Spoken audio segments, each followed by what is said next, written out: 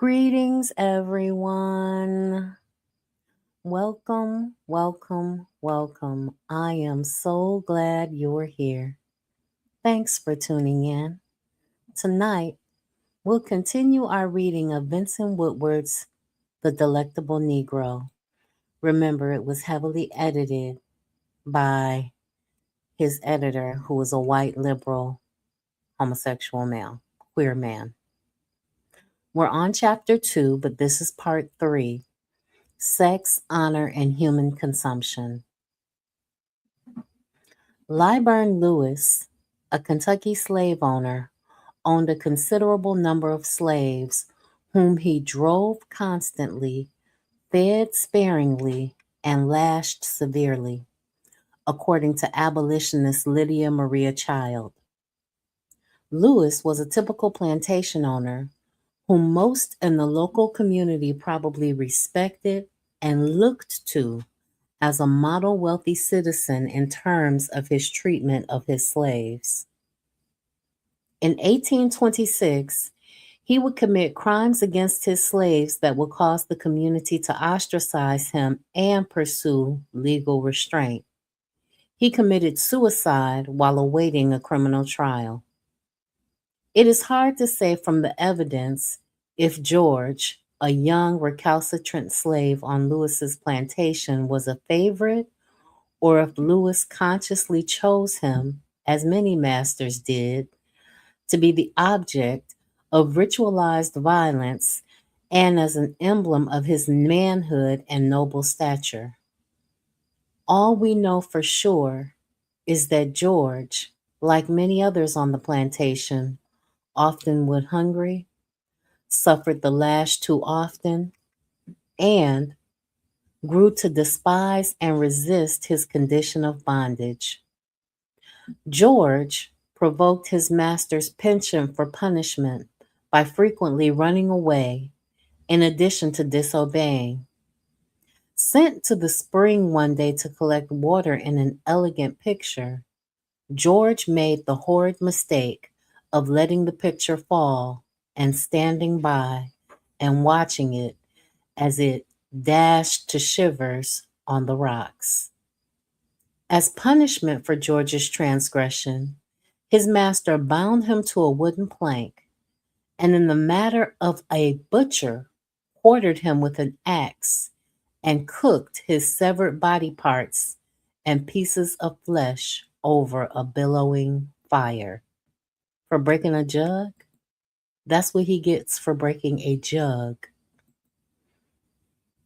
In preparation for this ritualized punishment, Lewis gathered all of the slaves on the plantation into the most roomy Negro house, bolted the door, and told those assembled that the design of this meeting was to teach them to remain at home and to obey his orders. The ritual begins with George's younger brother helping the master bind the slave to a wooden bench. George was called up and, by the assistance of his younger brother, laid on a broad bench or block. The master then cut off his ankles with a broad axe. In vain, the unhappy victim screamed. Not a hand among so many dared to interfere. Having cast the feet into the fire, he, the master, lectured the Negroes at some length. He then proceeded to cut off his limbs below the knees. The sufferer, George, besought him to begin with his head. It was in vain. The master went on thus until trunk, arms, and head were all in the fire. Still protracting with the intervals with lectures and threatenings of like punishment in case any of them were disobedient or ran away, or disclosed the tragedy they were compelled to witness. In order to consume the bones, the fire was briskly stirred at midnight. Sometime in the early morning, an earthquake materialized and shook the slave shack, crumbling the walls and extinguishing the fire. This act brought an abrupt halt to the master's activities, and the Negroes were allowed to disperse, with charges to keep the secret under penalty of punishment, of like punishment. Later that evening, Lewis's wife inquires into her husband's activities. When his wife asked the cause of the dreadful screams she had heard, he said that he had never enjoyed himself so well at a ball as he had enjoyed himself that evening. Lewis's response to his wife, as discouraging, as disturbing and incongruous as it was, puts this entire scenario into context. Contrasted against the plantation mistress and the domestic sphere, we see more clearly George's erotic significance to his master and the clandestine pleasure that the white man associates with his slave. The metaphor of the ball is significant insofar as one goes to a ball with someone.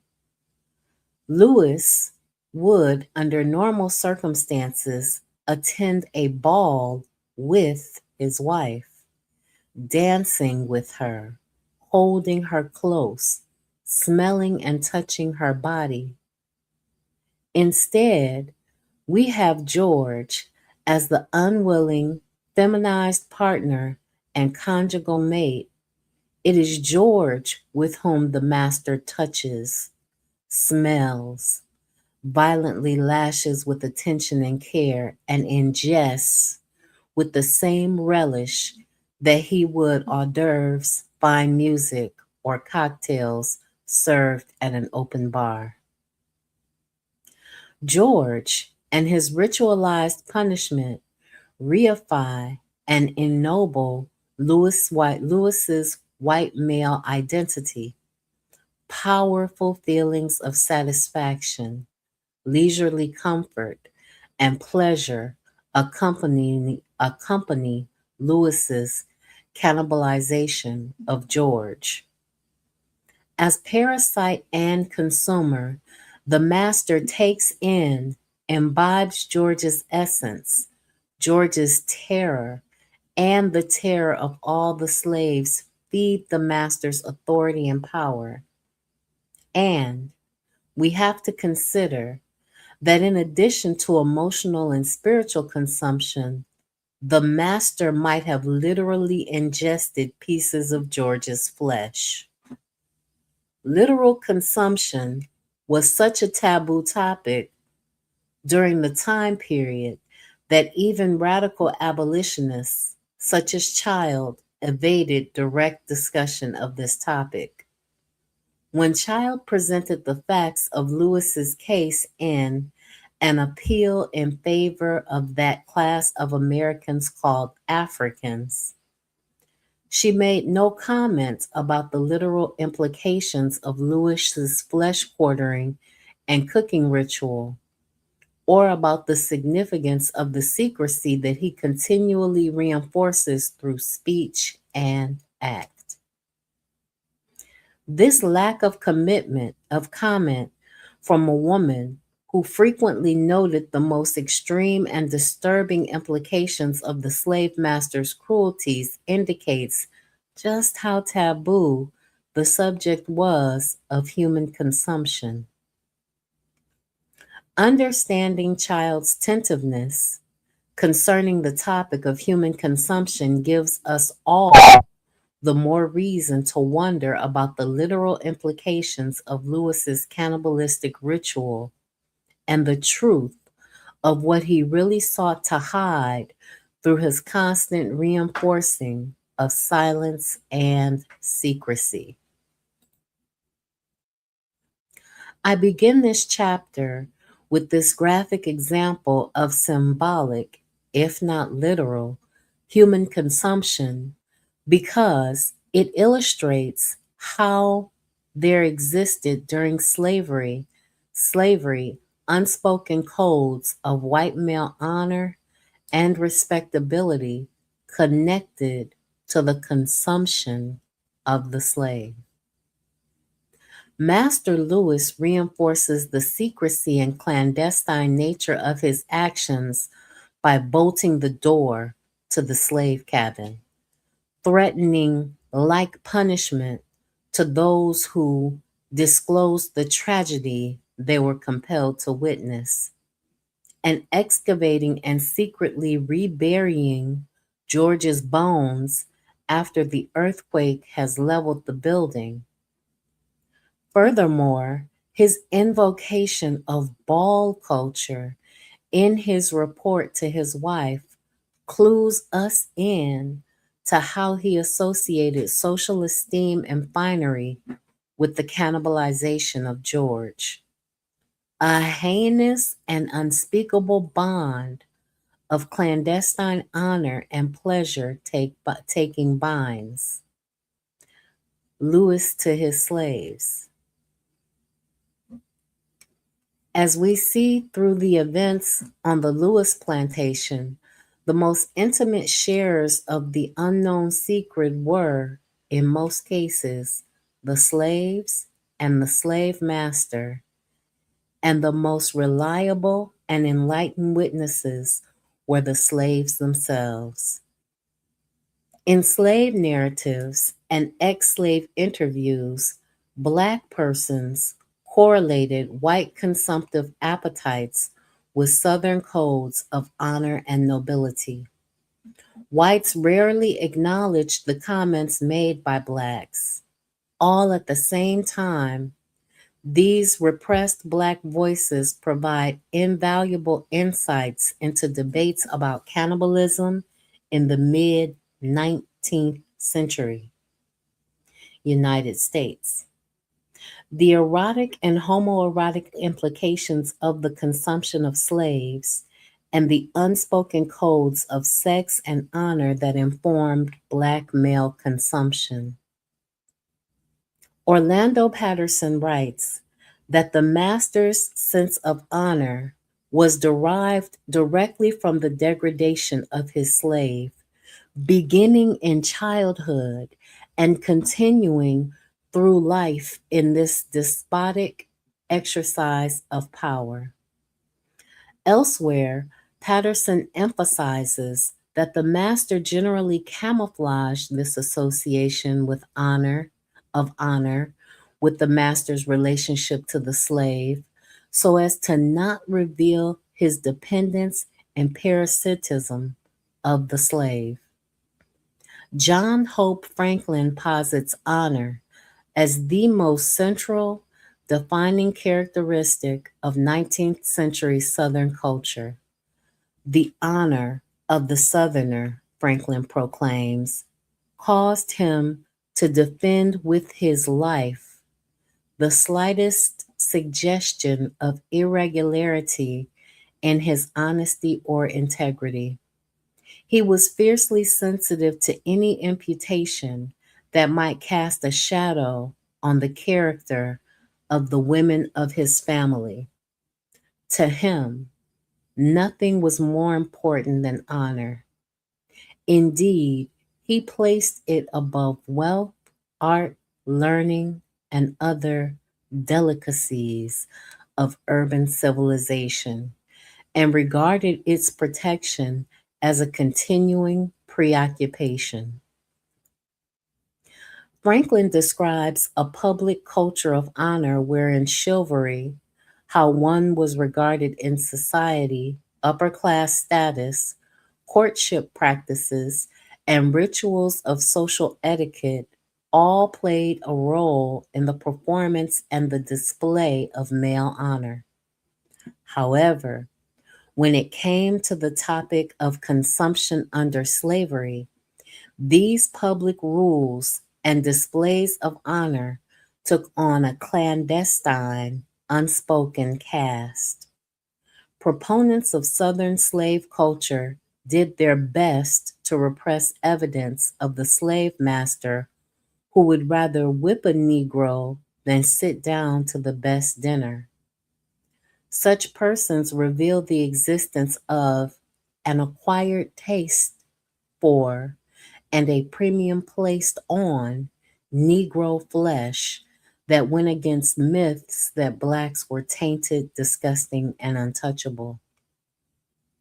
The example of the Kentucky slave owner Lewis exemplifies notions of etiquette, good taste, homoeroticism, and gender variance in shaping white masculinity on the plantation. Yet, the slave owning community to which Lewis belongs and Lewis himself both conspire to hide and contain through legal reprimand and suicide the reality of the master's feeding upon slave and ennobling self and society in the process.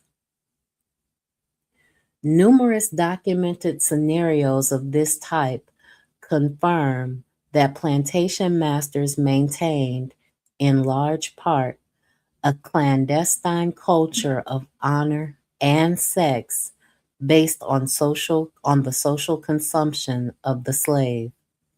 Still, as prevalent as such examples are, the dominant narrative, both on and off the plantation, continues to be that the consumption of slaves brought dishonor to self and community. Going against this common assumption, I strive throughout this chapter to decipher the implicit social codes that, as Patterson observes, translated the slave's degradation into the master's despotic honor, and more specifically, into consumptive appetites that reified and ennobled white masculinity both on and off of the plantation. Before we can understand and analyze this unspoken culture of honor associated with slave consumption, it helps to first understand how thoroughly a rhetoric of dishonor infused discussions of slave consumption in 19th century America. Following this line of inquiry, I begin with the discussion of consumption and dishonor by examining the prevalent 19th century concern in the United States was becoming a cannibal nation. Clergy, congressmen, popular novelists, and Northern abolitionists, among others, passionately debated the topic of the United States becoming a cannibal nation as a result of its condoning and legally sanctioning slavery. Implicitly, those who engaged in this discussion presumed that cannibal nationhood was a dishonorable thing. Concerned with returning to the nation a sense of honorable and noble purpose, discussions among white Americans rarely focused on the particular codes of honor within cultures of consumption on the plantation. Neither did such discussion focus on the social consumption of the Negro within the nation at large, a reality that fugitive and emancipated Black persons consistently emphasized in their writings and speeches. This national discussion of Black male consumption and honor frames my ensuing discussion of literal instances of human consumption. In the 18th and 19th century, a number of different instances of cannibalism at sea, cannibalism that took place following shipwrecks, occurred involving Black men. And although cannibalism at sea was common in the 18th and 19th centuries, reported cases focusing on the consumption of Black males were not. Cases that involved Black men, like the above mentioned Essex affair and incidents associated with the Peggy and the French Tiger, still today evoke strong feelings of shame and dishonor among American whites and Europeans. These cases also illuminate how the choice made by whites to eat black men aboard ships coincided with ideologies of Negro inferiority and with the logic and practice of chattel bondage in the plantation South and other regions of the United States. By the 19th century, consumptive ideologies and practices on slave plantations had come to have a far reaching influence, affecting even the consumption of blacks at sea. With such cases, it was not a matter of survival of the fittest at sea. Rather, in these examples of consumption of black men, we see the culture and ideology of slavery strongly influencing the choice of whites to murder and eat black men. On the whole, American citizens regarded the consumption of black men at sea as dishonorable. I argue, however, that there existed in such acts an implicit code of honor that spanned from Southern plantations to Northern abolitionist communities. To support my discussion of survival cannibalism, I also examine numerous other examples of the ritualistic quartering, seasoning, boiling, and cooking of blacks that bestowed honor and social stature upon white men. In the final section of this chapter, I examine the correlation among sex, honor, and human consumption. Throughout this chapter, as demonstrated through the Lewis plantation example, I presume an intimate, implicit interconnection among sex, honor, and human consumption. I make clear, though, in the last section of this chapter, how thoroughly homoerotic and homosexual desire, shaped by the master slave relation and informed white male codes of honor. Erotic desire for the slave, as I argued in the previous chapter, frequently overlapped with consumptive appetites and practices. In the realm of the erotic, we get a clearer picture of the intimate ties between master and slave. Whites strove to conceal and hide this domain of intimacy, as it fundamentally contradicted the ideologies and brutal practices designed to reinforce the inhumanity of the enslaved and free Black person. Drawing on the narrated experiences of ex slaves who graphically depicted the hungers, tastes, and erotic desires of white men for Black men, I demonstrate the literal and metaphoric ingestion of Black persons often coincided with white male sexual appetite, titillation, and erotic play. The scenarios I examine reveal at the basis level of social interaction, how sex facilitates the honorific social status of white men and their dominion over the enslaved person. I close this section and the chapter with an examination of the Nat Turner insurrection. Following his execution, whites boiled Turner's flesh down into a liquid and allegedly ingested it as a medicinal substance. The erotics of taste, sexualized violence, and white male codes of honor coalesced in this incident, bringing into plainer view this hidden culture of appetite, hunger, of the appetite and hunger of white men. So, yes, as you can see, they ate us consistently and they defined their masculinity by their ability to consume our men. Cannibal Nation. The social consumption of the enslaved person was such a concern in the colonial United States that senators, religious leaders, and abolitionists heatedly debated whether colonial America was becoming something akin to a cannibal nation.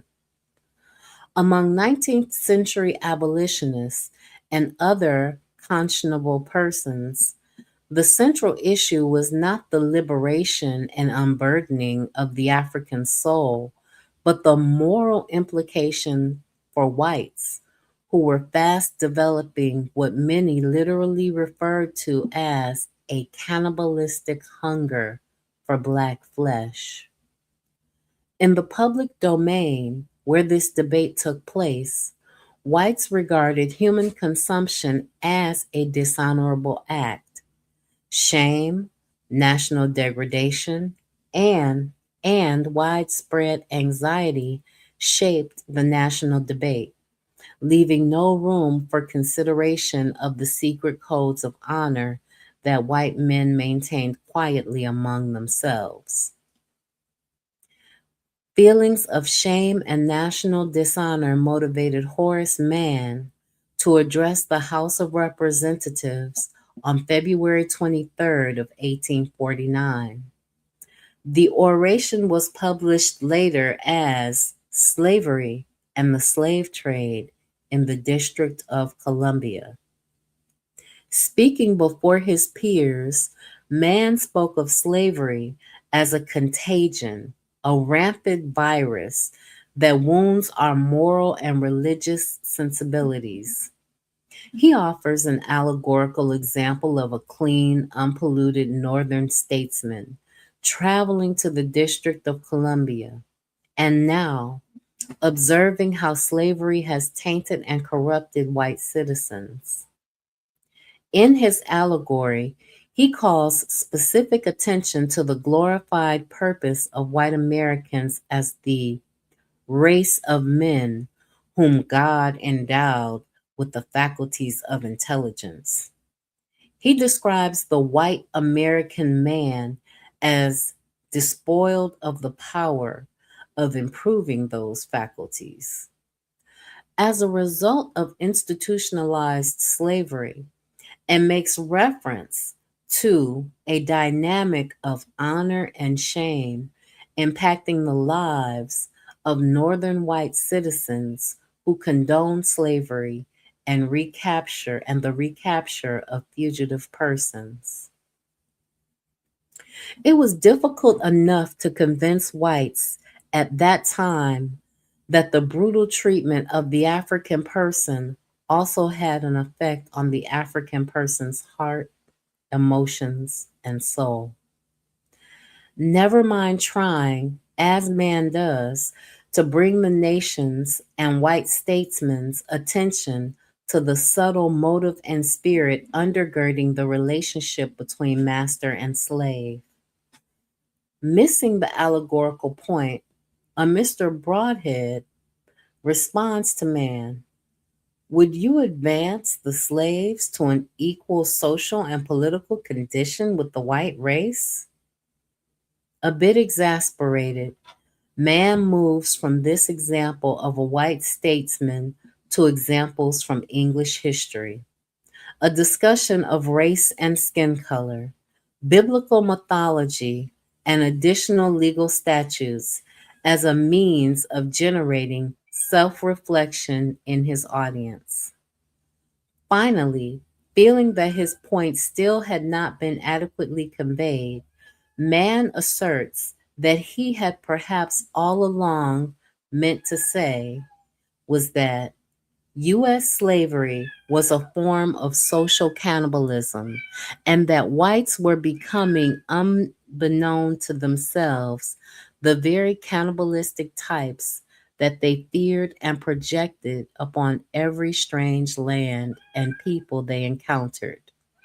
It is as though a man should migrate from one of those South Sea islands where cannibalism is legalized and where public authorities, according to reports of travelers, not only condemn and execute a criminal, but dine on him after he is executed.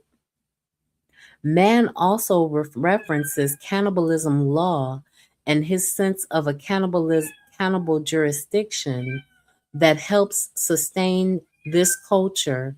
He describes not only does man accuse slave owners of practicing a type of symbolic and perhaps literal cannibalism, he also implicates northern states who, according to the practice of returning fugitive slaves to masters, forego cannibalism rights, but are nonetheless implicated in the appetite and principles of human consumption practices in southern states. Give me one moment, I'll be right back. Let me get rid of that kitty.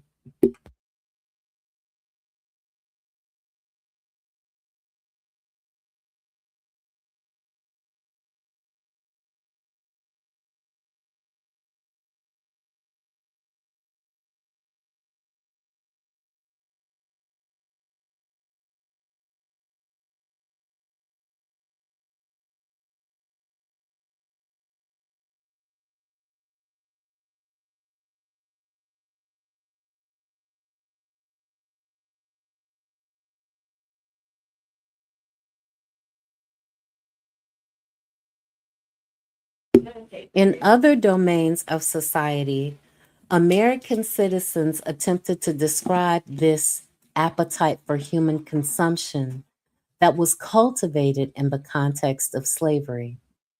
The following year, 1850, a concerned citizen published an editorial response to a letter defending slave catching written by Daniel Webster in the widely distributed newspaper, The National Era. The editorial applied the topics of slavery and the fugitive slave law to the North. In particular, J.G.W., the author of the editorial, wanted the reader to understand the elusive moral implications of something he describes as Christian cannibalism.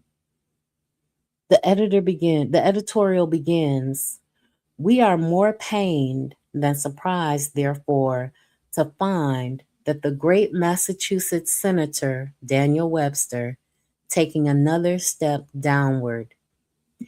He has published a very appropriate and we doubt not very satisfactory argument in support of the legal, moral, and religious obligation of slave catching on the part of law abiding citizens and Bible loving Christians of the free states. It is a literary monstrosity which will make the fortune of the antiquarian who shall there hereafter bring to light when Christian slaveholding shall have become as difficult of comprehension as Christian cannibalism." Many Christian slave owning whites thought of themselves as rescuing Africans from a heathen land. Heathenism included, among other things, sexual licentiousness, incest, polygamy, and cannibalism. The idea of a Christian slaveholding cannibal or northern, thoroughly Christian cannibal type was, as J.G.W. points out, inconceivable. It was a literary monstrosity that twisted the religious theologies, legal tenets, and rhetorical logic underlying church and state into monstrous forms. These looming monsters terrified many Northern whites. In the Honorable Mr. Giddings, a member of Congress, this terror took the form of political anxiety and an outright declaration of white slave owners as cannibals. All we can do, explains the Honorable Mr. Giddings, is see that they, the Southerners, shall not disgrace nor degrade this government, either by their slavery or their cannibalism. Our motto is keep your slavery, your disgusting barbarity within your own states. Bring it not into this hall, nor attempt to involve us in its burdens or its crimes. So he was basically saying that they might have believed in cannibalism just like they believed in slavery, but that they should keep it to themselves and not continue to try to spread it throughout the country. Giddings imagines Southern cannibalistic appetites as tainting the Constitution of the North and spreading like a contagion into the moral core and implementation of the law. George Fitzhugh, who was a political philosopher, Southerner, and slave owner, expanded the geography of this debate about cannibalism to include the North. In 1857, in Cannibals All, or Slaves Without Masters, Fitzhugh rehearses the typical narratives of Africans as heathen and slavery as a civilizing force in the African's life. He then makes broader, more revealing arguments about the cannibalistic temptations inherent in the chattel slave system. Linking cannibalism to labor production, he writes, to treat free laborers badly and unfairly is universally inculcated as a moral duty, and the selfishness of man's nature prompts him to the most rigorous performance of this cannibalish duty. The South, according to Fitzhugh, has risen above these temptations. Southern slave owners love, care for, and presumably want the best for their slaves. It is the Northerners, asserts Fitzhugh, who are in danger of becoming cannibals. It is Northerners who advocate laissez faire economics and ultimately unequal, unfair consumption of the labor of the disenfranchised working class, where Southern slave owners love Negroes. Fitzhugh sees Northerners as having aversion to Negroes. Now, that's an interesting argument because remember, the Northerners were upset because the South had free labor, and the Irish and other European whites were coming into the country. They were not yet classified as white, but they were against slavery because they couldn't get a job from these Southerners. Because why would I pay you when I can get this same work for free? So just keep that in mind as he talks about this love that the Southerners had for the Negroes and this aversion that the Northerners had to Negroes. Keep that in mind. Greetings, forecast. Greetings, Sister Raw and the elders listening with you. Thanks so much for tuning in. I'm so glad you're here. In implicating the North in a capital based system of human consumption, Fitzhugh harkens back to the ancient European legacies and traditions of human consumption that prefigure mercantilism and the U.S. chattel slavery systems. So, Europeans were eating each other. So, it's not a far cry or a stretch for them to eat another race of people. They would dig up the bodies of their dead and eat them. They would eat their children. In the modern era, they would eat their dog.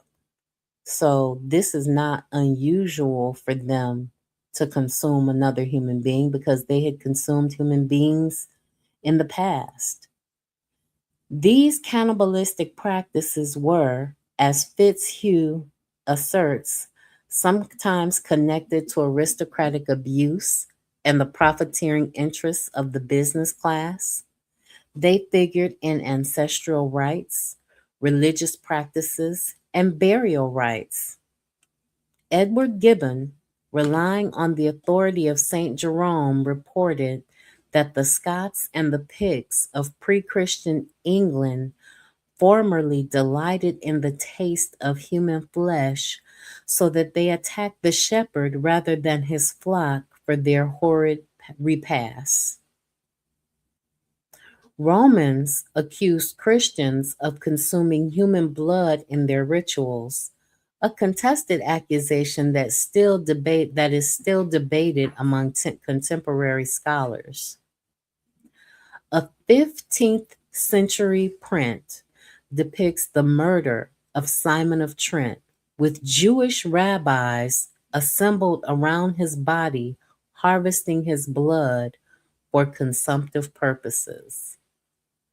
There was a largely unremarked upon strand of medical cannibalism practiced in Victorian and Renaissance Europe. This type of cannibalism involved mummifying the bodies of criminals and other persons so that their parts could be later ingested for medicinal purposes. Europeans brought this tradition to early colonial America, and in the 18th and 19th century, there were also those who still maintained the practice.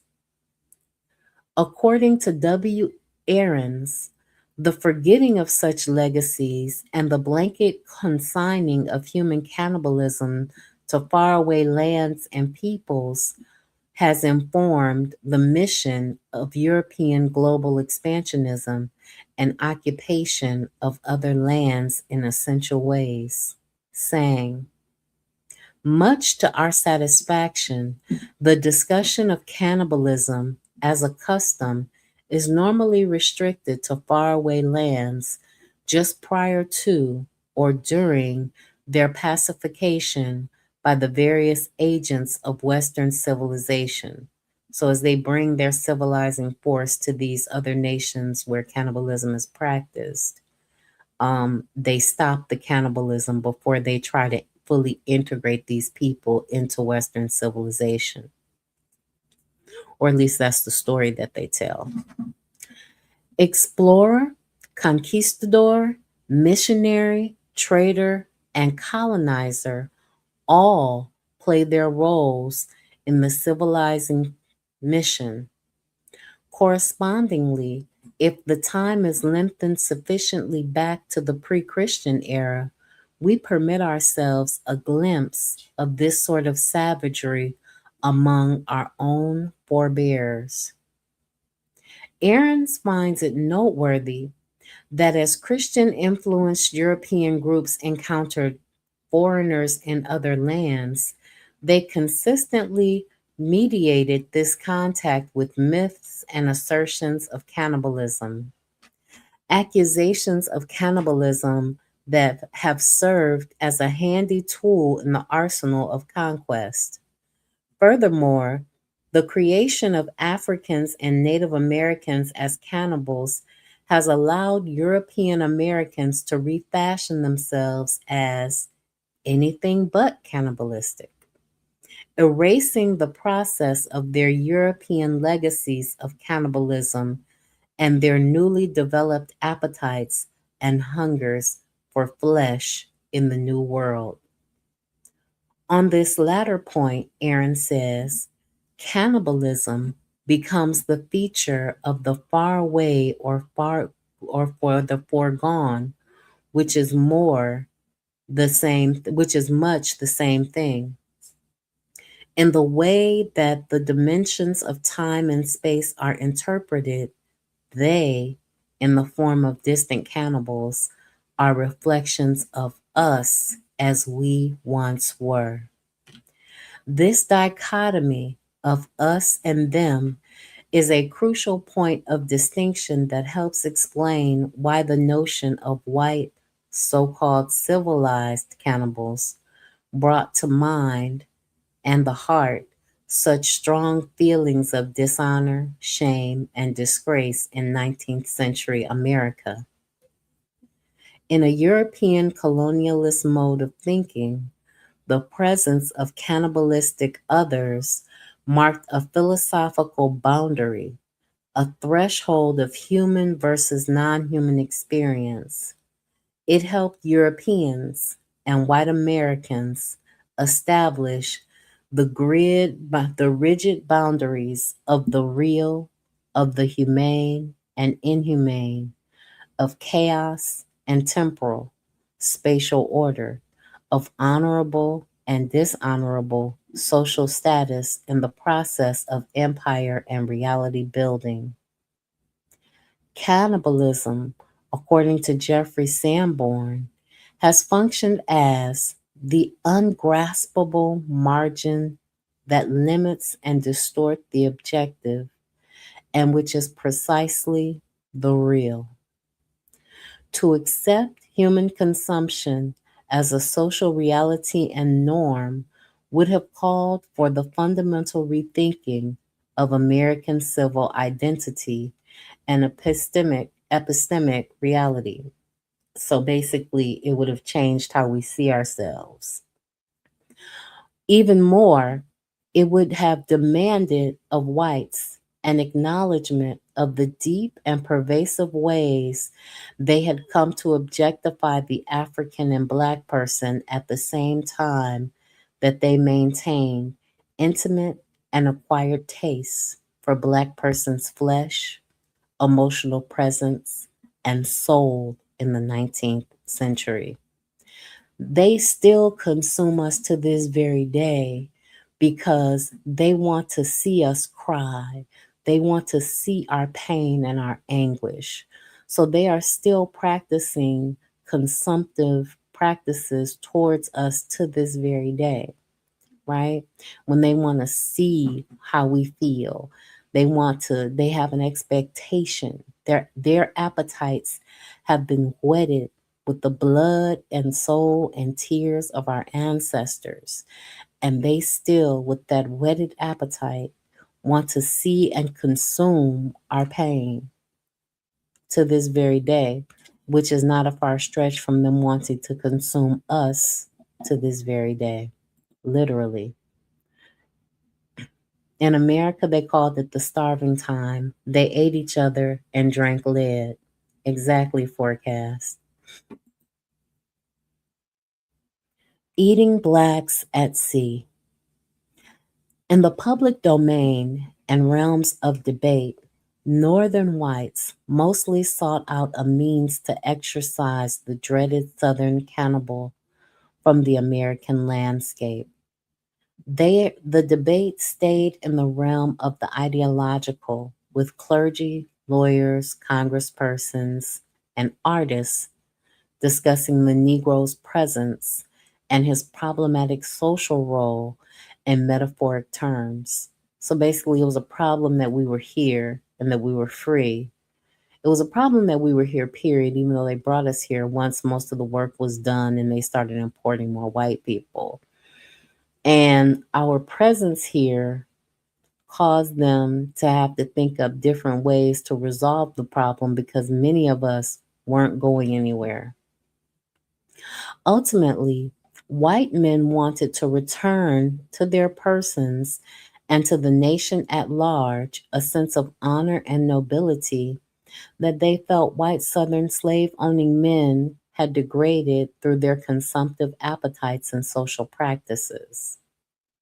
The rhetoric of slave consumption as dishonorable grew out of these northern white desires and responses.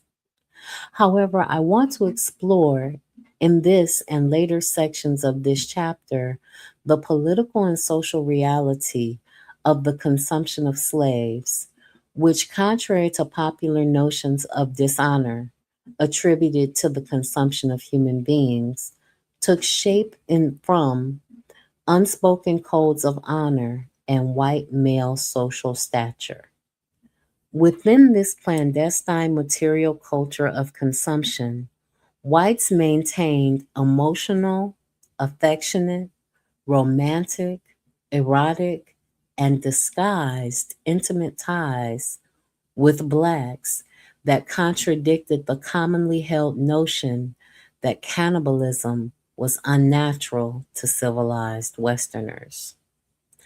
According to Henry Bolingbroke's A Voyage to Demerara, written in 1807, the reason Westerners consider cannibalism to be unnatural is that it seems to be a principle of our nature to be averse to devouring what has been an object of affection. Scholars within cannibalism studies frequently cite Bolingbroke's assessment of Western aversion to cannibalism as a means of ameliorating any correlation between Western advancement and human consumption. Yet, the symbolic and literal consumption of Black persons, both on and off of the plantation, contradicted Bolingbroke's idea as consumptive acts often occurred in the most intimate and supposedly loving plantation contexts. The love that motivated whites to consume blacks aboard the ship Essex did not fall into the category of romantic love. Rather, it was a peculiar kind of fraternal love, admiration, and honorific social status that motivated white men at sea to choose blacks as their ideal objects of consumption. In narrative of the most extraordinary and distressing shipwreck of the whale ship Essex of Nantucket, written in 1821, which was the first published account of the harrowing events that took place aboard the whaling ship, Owen Chase makes a point of emphasizing the inherent honor of ship captains, the respectable familial origins of young men such as himself, and the honor and respect that Nantucketers accorded men who worked in the whaling industry. Regarding the ship captain, Chase writes, respect is due to the character and standing of a captain of a whale ship, which those of the merchant service affect so much to undervalue. If the post of danger be the post of honor, and if merit emanates from exemplary private character, uncommon intelligence, and professional gallantry, then it is due to a great majority of the shipmasters of the Nantucket. Commenting more broadly on men who work in the whaling industry, he says, a Nantucket man is on all occasions fully sensible of the honor and merits of his profession. No doubt because he knows that his laurels, like the soldiers, are plucked from the brink of danger. Elsewhere, Chase writes, the profession is one of great ambition and full of honorable excitement. A tame man is never known amongst them. No one can deny the valor and honor that Chase, the Essex ship captain, George Pollard, and other crew members, named Benjamin Lawrence, Gideon Folger, and Paul Macy, among others, displayed when their ship wrecked off the shore of Henderson Island on December 20th of 1838.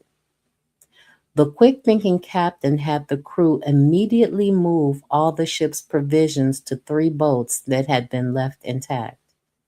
He devised a plan for braving the sea and rationing their provisions while they searched for other whaling ships to rescue them.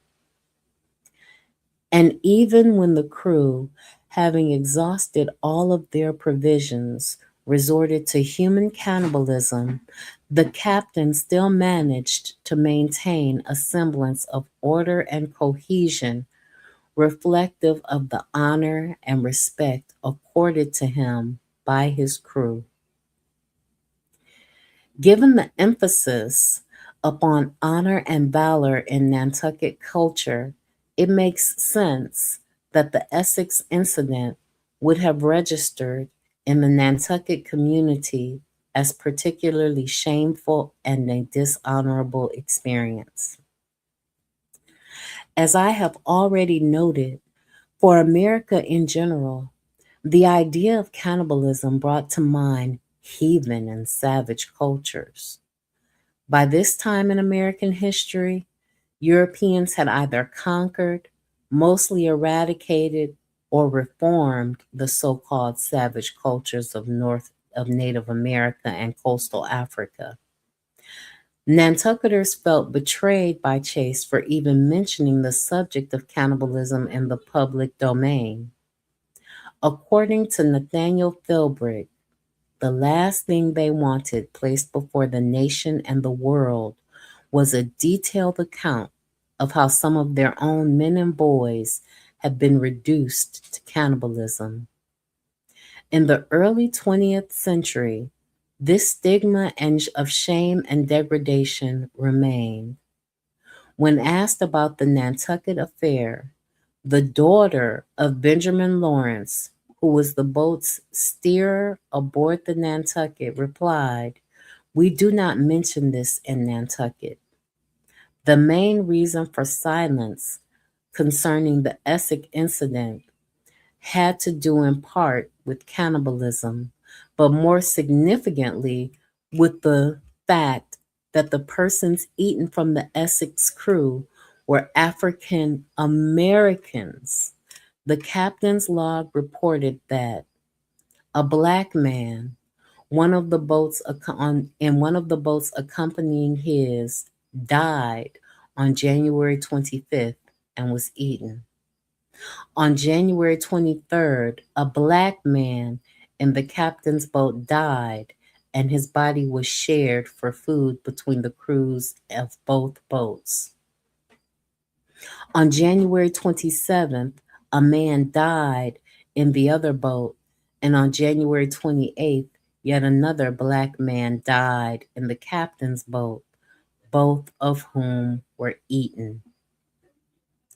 Human consumption at sea was not an unusual occurrence at the time. What was unusual, though, that the first four persons eaten among the crew of black and white men were all black. Also questionable were the purported so-called natural deaths of the black men from starvation and thirst. According to Philbrick, it was also difficult for Nantucketers to explain why the first four men to be eaten had been African American. More to the point, it was difficult for Nantucketers to explain how the black men had died or the racial logic informing their murder and consumption. It did not help that Nantucket had a national reputation as a Quaker town and a hub of abolitionist activity. Thought of as a people who protected and provided sanctuary for Blacks, Nantucketers had a hard time accepting that members of their own community might have considered Blacks or African Americans expendable and even more consumable. So as you can see, they those friends that we thought we had were no real friends of ours. The forecast says that the colonists did exactly that, try and stay alive. They did not actually melt leather and drink the liquid, but rather they boiled it for hours to make it soft enough to chew and swallow. So he meant that they didn't drink lead, they drank leather. so they consumed leather. And that's cowhide. So for them, we were chattel. It was no more difficult for them to consume us than it was for them to consume a cow because they had convinced themselves that although we could have conversations with them and follow their directions and things of that nature, that we were no more than beasts of burden. So for them, it was nothing to consume us, right? Late 20th century scholars have, for the most part, evaded these dynamics of shame and dishonor that informed the black men's consumption by the Essex crew. Rather than face disparities between abolitionism and human consumption, scholars have resorted to theories of luck and natural selection, and even an invented pseudoscientific hypothesis that implicitly preserves Nantucket's codes of honor and silence. In The Cannibal Within, for example, Louis Petronovich recounts how the blacks had the bad luck to die first, completely ignoring the racial motivations informing the black men's death. Accepting and elaborating on the natural death thesis, Philbrick attributes black deaths aboard the Essex to malnutrition. He writes, it was likely that the African Americans suffered from an inferior diet prior to the sinking. He adds to this hypothesis a late 20th century so called scientific study that claims American blacks tend to have less body fat than their Caucasian counterparts. Once a starving body exhausts its reserves of fats, it begins consuming muscle, a process that soon results in the deterioration of the internal organs and eventually death. In the final estimation, even Philbrick has to acknowledge the realities of racism and slavery ideology when considering the consumption of black men.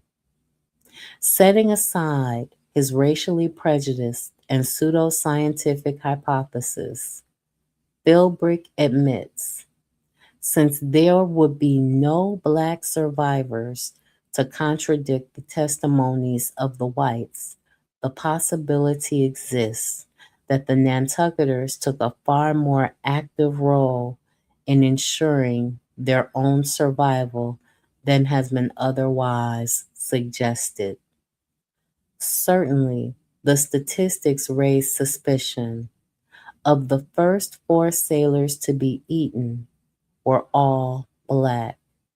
Short of murdering the black crew members, the Nantucketers could have refused to share meat with them.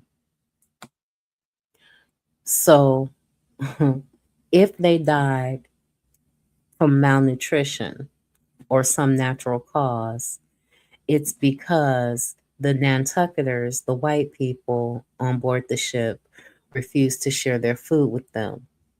But in under no circumstances could it be that these white men killed these four black people in an attempt to save themselves, according to Philbrick. Fortunately, we have the recorded observations of William Comstock. William Comstock came closest to revealing the hidden racial reality behind the consumption of black males in the 19th century. Comstock revealed that although Nantucket stood as a stronghold of abolitionism, the community still at large still maintained ideas of blacks as lacking humanity and as best suited to the roles of slaves and servants to white masters. These were some of the secret and unspoken thoughts that Nantucketers were unwilling to voice, for they revealed a world in which, contrary to popular rhetoric, the consumption and degradation of black men did, in fact, ennoble and reify white masculinity.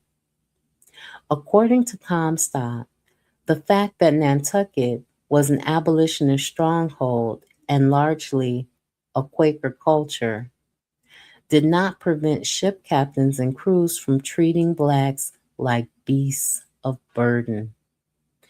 He writes in A Voyage to the Pacific, descriptive custom of the customs, usages, and sufferings on board the Nantucket whale ships. An African is treated like a brute by the officers of their ship. Blacks were treated so badly that Comstock advised them to avoid Nantucket altogether.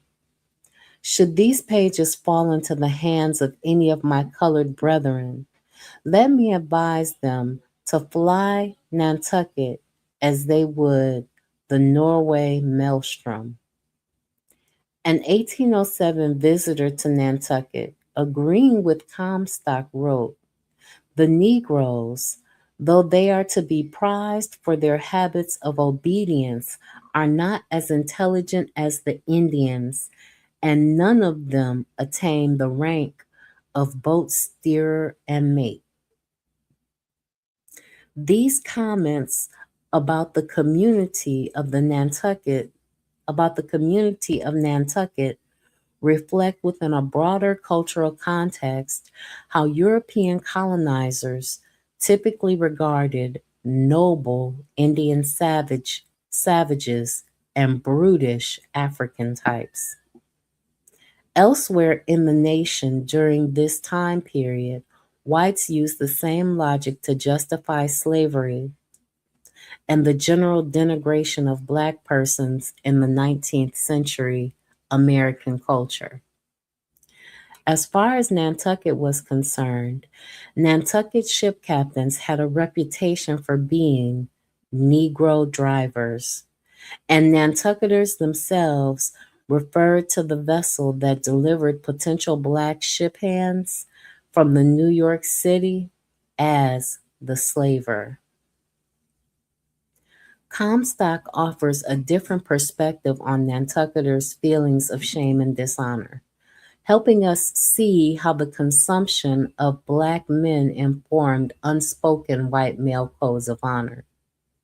For the white men aboard the Essex, issues of group honor and masculine respectability informed their choice to kill and eat a black person before they would do so to one of their own. Such an act reinforced the black male's socially expendable status, his exclusion from white male honor and fraternity, his eroticization, and his brutishness, which whites linked to his supposedly inferior African ancestry. To have chosen a white man for consumption over a black man would have violated these codes of black dehumanization that implicitly informed white male honor and fraternity aboard the Essex. Given the clandestine reality of racialized consumption aboard the Essex, one cannot help but to wonder how many untold instances of black consumption occurred at sea under similar circumstances. To what extent has a larger history of black consumption at sea been altered or erased by whites who sought to conceal what they thought of as their shameful appetites and hungers for black male flesh? The Essex was neither the first nor the last white crew to engage in organized, ideologically justified consumption of black persons at sea.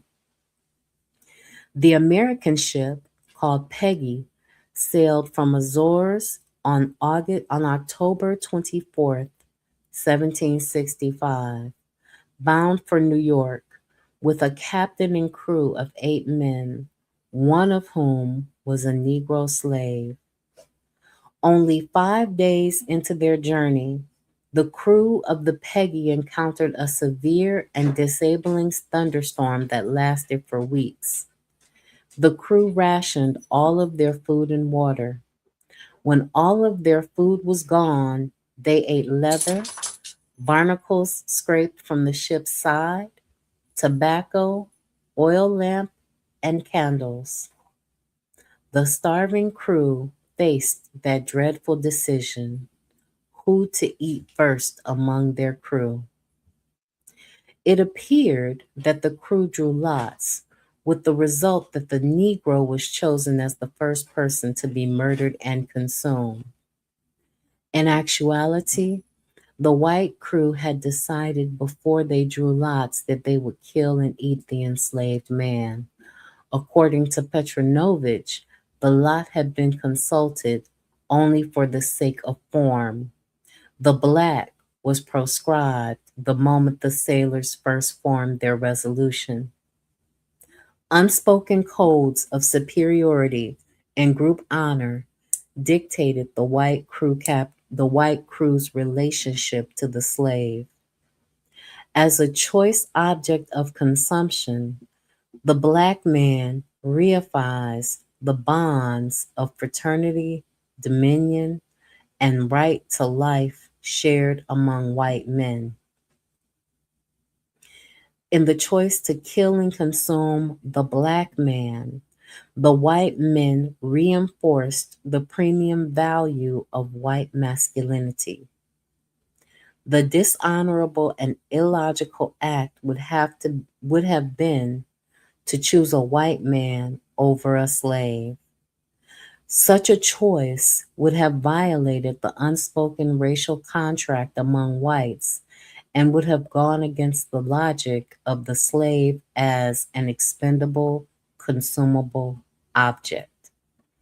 So the institution of slavery itself reinforced the idea that Black people were expendable and consumable objects. The feasting that follows reinforces this white male bond in ideology and appetite.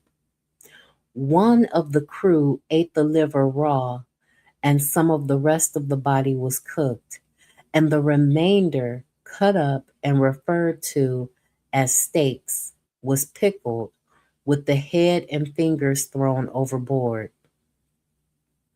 Curiously, in the Peggy incident, whites employ rituals of democracy and fairness to disguise for themselves and the slave the real nature of the social contract. The white men cast an arbitrary vote and allow all present seemingly equal participation. Yet the reality is that the white crew members cannot bring themselves to publicly admit the slave's expendable status, nor can they, for that matter, admit within the public domain how their masculinity and noble social stature take form and definition from the notion of the slave as a consumable object. Such scenarios raise a number of unanswered questions. Why did the white men feel compelled to present an image of equal status with the slave? Why did they feel the need to hide their honorific social stature or to act outside of the existent slave master black white power dynamic? The empty lot drawing ritual reflects the sense of dishonor that Americans associated with human consumption, at least publicly. Though isolated and days away from civilization, the white crew cannot bring themselves to acknowledge the larger culture of Black consumption. They cannot bring themselves to embrace in a public, rich, and ritualized manner the honorific and fraternal social bonds that the enslaved man consumption reifies and sustains. If these white men, isolated and stranded at sea, could not bring themselves to claim the import and reality of Black consumption, one can only imagine the depths of repression and silence within broader 19th century American culture. Again, It should cause us to wonder, how many other blacks did whites consume at sea? And how thoroughly have white Americans and perhaps other groups of American citizens repressed this social reality? In Nantucket, one of the most of the white community agreed to maintain a tight-lipped silence concerning the consumption of a black man at sea. In addition to preserving white male honor, Nantucketers needed to preserve the integrity of their industry. If the truth about the consumption of black men was widely distributed, it would have affected their economy, their ability to recruit black ship hands. Because colonial era whites had so much to lose by way of property, repute, and livelihood, we should regard our acknowledgement of the Essex and Peggy incidents as only the starting point of a discussion that will, with the recovery of more precise historical evidence, deepen and complicate our understandings of the consumption of blacks at sea. Yeah, it is mighty convenient that the black man drew the short straw first, but he didn't.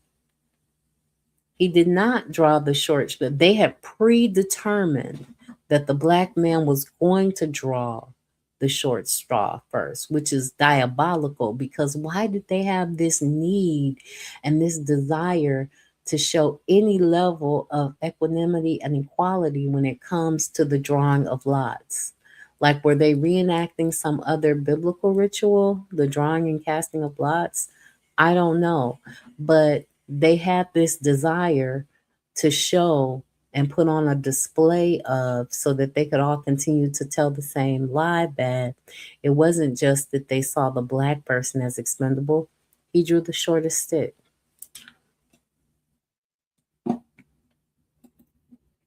The meaning and practice of seasoning.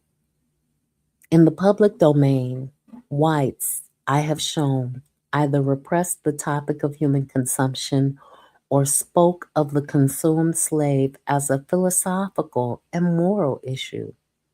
However, the slaves, having less to lose, described their enslavement as a form of appetite or Epicurean hunger for black flesh that whites cultivated in the context of physical abuse, sexualized abuses, and all manner of daily slave master relations.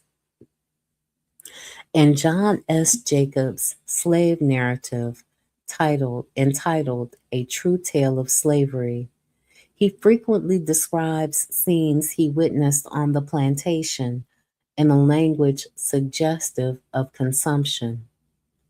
He opened his narrative by describing the slave trader as a human fleshmonger.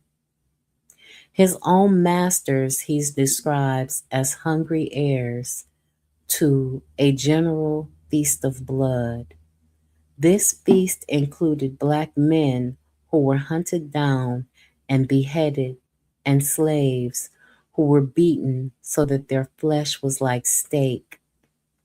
One narrative contained in the massive collection, The American Slave, a composite autobiography, describes how male slaves were beaten and then hanged up in the smokehouse by their thumbs. Such punishment rituals were a form of seasoning, and seasoning usually involved breaking the will of a man or a woman who was to be gradually conditioned to the life of the slave through physical and psychological torture. Lerone Bennett Jr. describes the process thusly. The process of seasoning, whether it took place in liberal Brazil or harsh South Carolina, was a painful, mind reversing operation in which 2 or 3 out of every 10 died. In one form or another, every slave from Africa went through a breaking in period.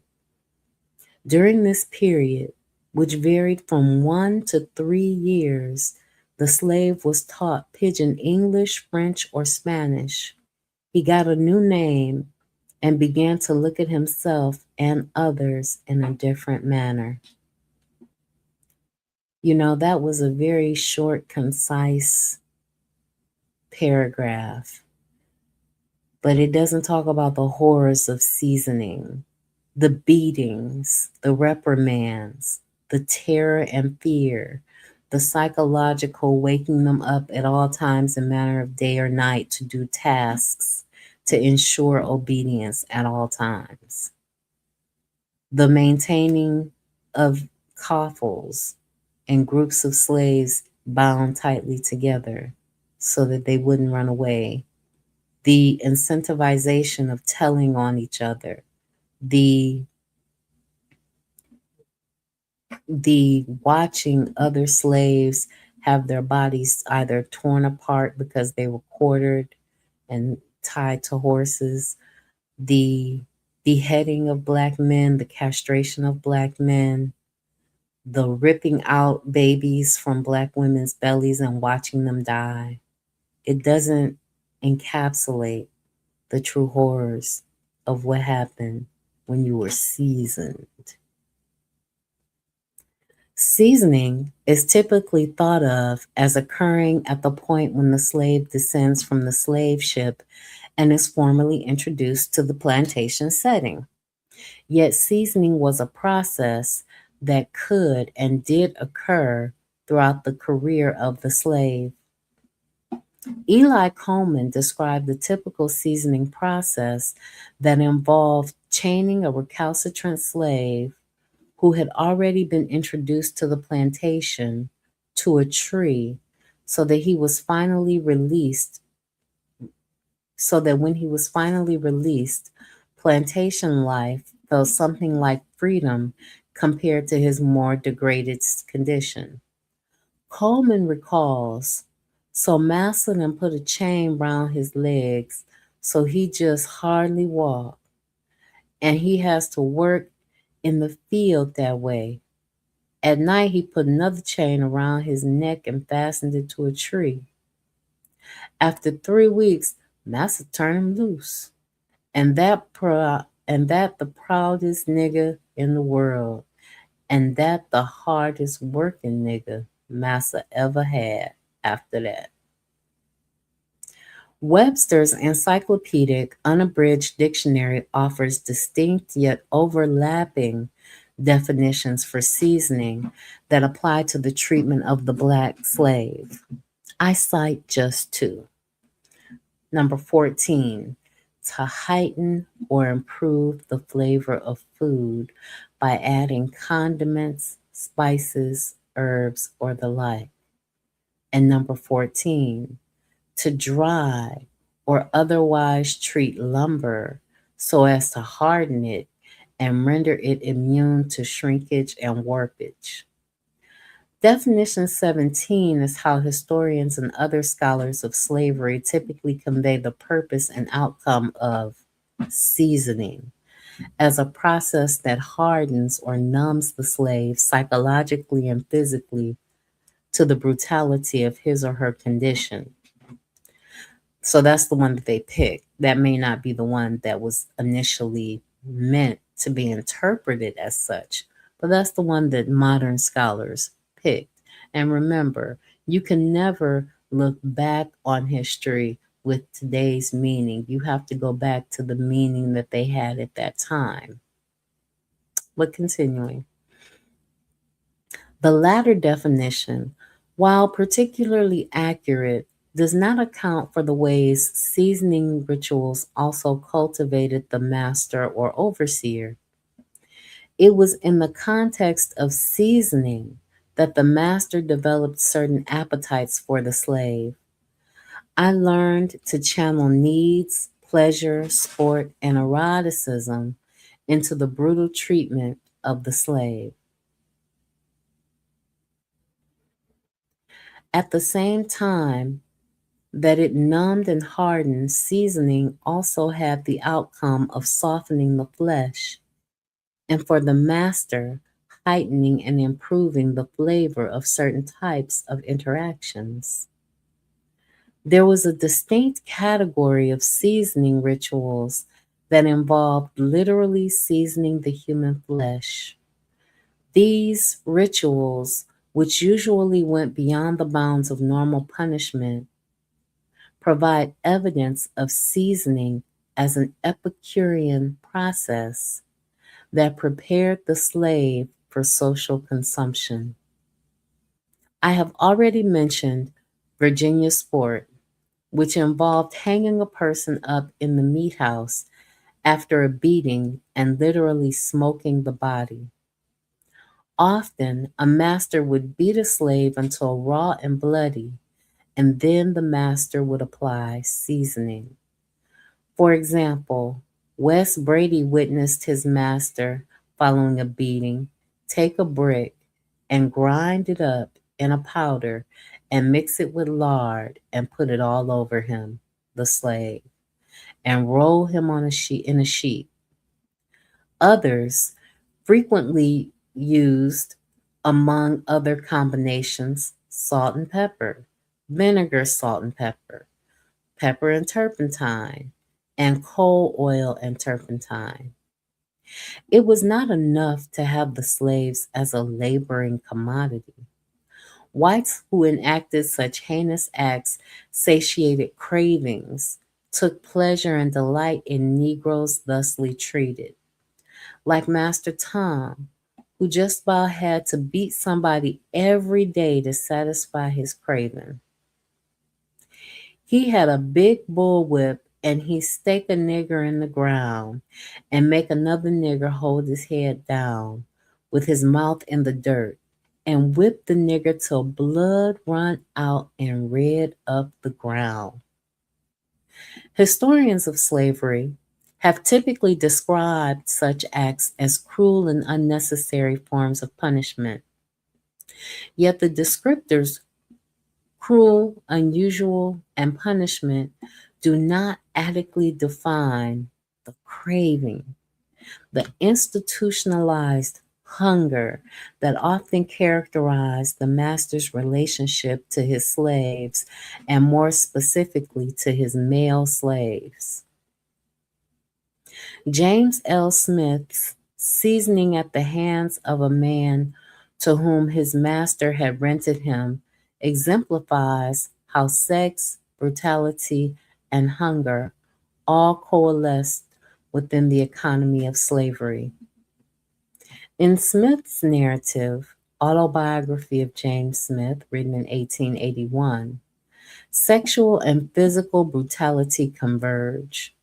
Smith's narrative offers a closer look into the sexual dimensions of white male rage, obsession, and desire for black men during slavery. As a youth, Smith works on the Mitchell plantation. One sunny morning, a ship captain comes to the Mitchell plantation to purchase grain. This man sees young Smith and admires his countenance. He wants to make the youth into a sailor, initiate him into the rigors and challenges of manhood at sea. Master Mitchell consents, and Smith, who has years earlier lost his mother and father, looks forward to a new environment, a temporary respite from the milking of calves and his other domestic chores in the master's great house. Smith will learn soon, though, that his culinary responsibilities involve much more than food preparation. In addition to choosing the young slave to feed his physical hunger, the captain has also chosen Smith to fulfill his despotic hungers. One morning, after the ship has docked in Richmond, Virginia, the captain and a shipmate go to town. The captain leaves Smith with orders to prepare his breakfast and have it ready upon his return. It is ice cold and raining fiercely outside. Smith asks the captain if he can cook below deck, away from the exposure to the elements, and the captain denies this request. The captain forces Smith to cook the fish in the caboose, which Smith describes as a large black kettle set on the deck, open to all the weather, to make fire in, and supported by bricks to prevent it from burning the deck. Try as he might, Smith cannot raise a fire strong enough to fry the fish as the captain likes. He decides to poach the fish and afterwards pours them out into a dish and places them on the table, awaiting the captain's return. The captain returns from the town drunk. Needless to say, the cold poached fish fills the captain with dissatisfaction and disgust. Anticipating the captain's response, Smith stood outside the captain's quarters and peeped through the cabin window to see what effect the breakfast would have upon him. The captain calls Smith to his side and demands an explanation. Smith tries to justify himself by telling the captain that the rain and wind cooled my pans so I could not fry the fish, and that I had done the best I could. After hearing his explanation, the captain coolly and calmly directs Smith to remove all of his clothes and go stand on the deck in the freezing cold until he has finished his breakfast. The captain knows even before leaving the ship how difficult it will be to fry fish in the cold wind and rain. Even the most expert cook could not stand in the open air under such conditions and cook a fish, not to mention frying it to a well done crisp. Smith is young, not yet a man. Smith is innocent. This is his first time living away from the plantation, and he is also physically disabled. Smith is perfect prey for this white man who makes ritual out of abuse and takes pleasure in a young, terrified, trembling black man exposed to the freezing cold rain. This is not the first time Smith will be commanded to strip, stand, or kneel as he awaits for the captain to come and deliver punishment. The colder Smith becomes, ridiculed by some of his shipmates and pitied by others, the hotter and angrier the captain becomes in his quarters. It is not clear whether he eats the fish or throws it into the waste pile. We know that the captain emerges from his cabin with the fierceness of his nature roused. The fierceness of his nature roused. Just as the cold fish is coated by the rain, so too does Smith become cold and covered. The captain wants Smith to experience something of the cold disgust and dissatisfaction that he himself tastes in the rain drenched fish. A man who teaches through example, the captain restages the cooking scene. He has Smith stand in the freezing cold, basting and turning in the stares of crew members. Rather than a spatula, the captain gathers in preparation for Smith's punishment the end of a rope, a phallic object in his hands. He waits in his cabin for the fires of his rage and desire to peak. Sex and good taste come together in the beating that is more of a stylized rape than a routine punishment. Smith describes the scene this way. There I was, divested of my clothing. He turned his fiery eyes on me when he came on deck, and with a look of fierce decision on his face, for now all the fierceness of his nature was roused, he took the rope's end and applied it vigorously to my naked back. In Ain't I a Woman, female slaves aren't I a woman, female slaves in the plantation South. Deborah Gray White describes how semi clad black women working in rice fields nurtured white male notions of their promiscuity. Frederick Law Olmsted, a Northern white architect and abolitionist sympathizer, referred to black women working in flooded fields with their skirts reefed up around their waists as clumsy, gross, and elephantine. He further described these women, who were focused on the task at hand, as sly, sensual, and shameless. White notes that the exposure of women's bodies during whippings and similar had similar consequences. Christopher Nichols, an escaped slave living in Canada, remembered how his master laid a woman on a bench, threw her clothes over her head, and whipped her. Another refugee remembered that when his mother was whipped, she was stripped completely naked. They didn't care nothing about it. Let everybody look on at it.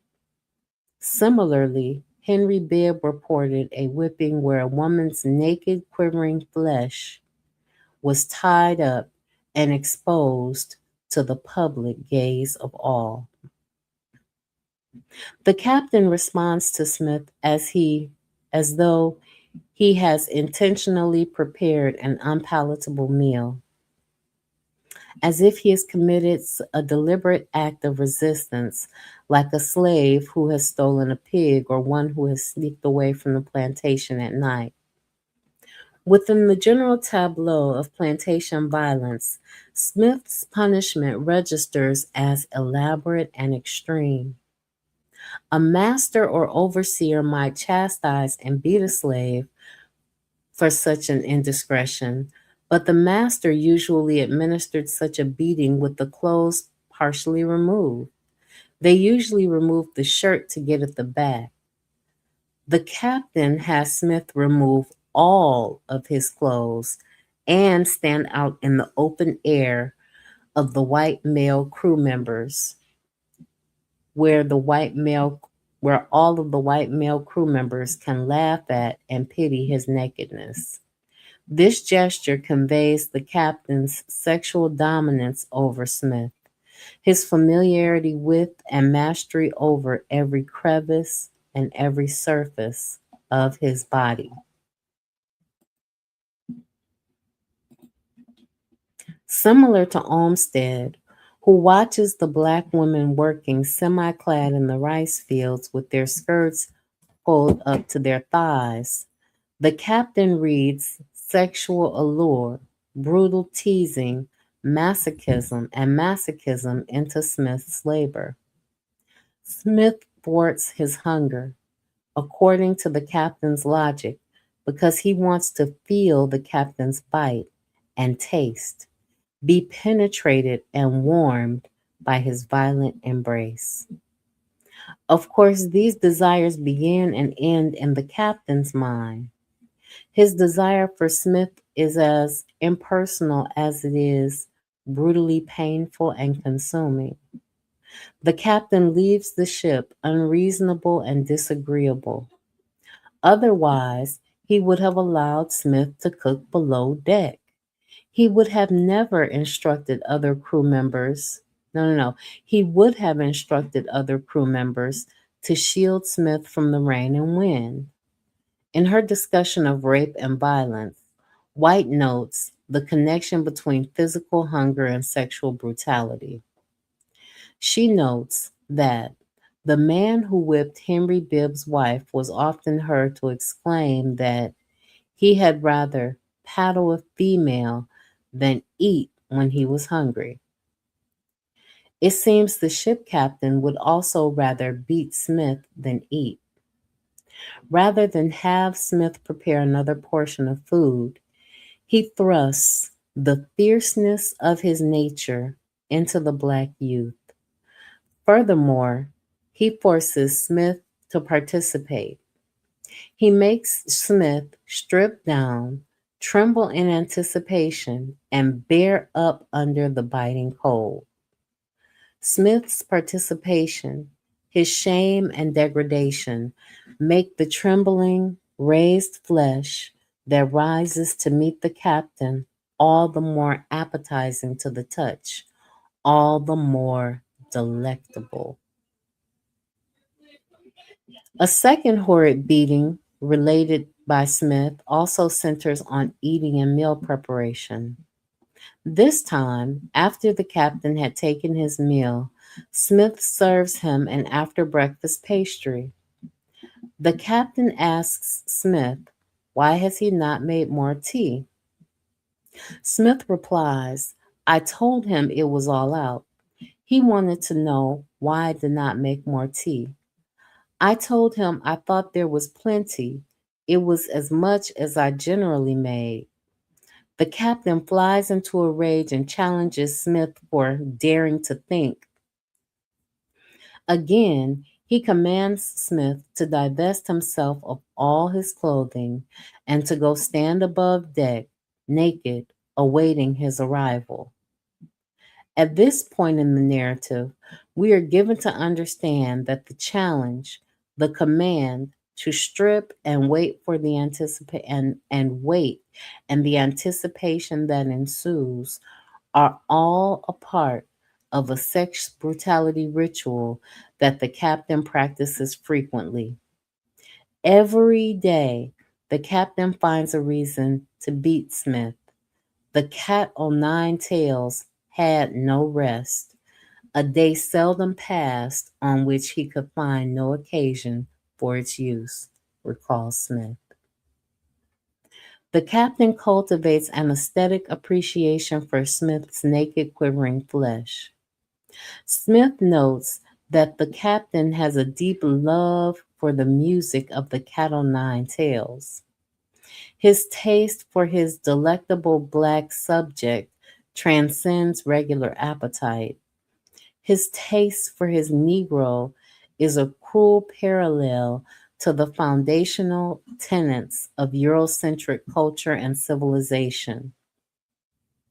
One thinks of music, poetry, the taking of an after dinner dessert, and leisurely sport.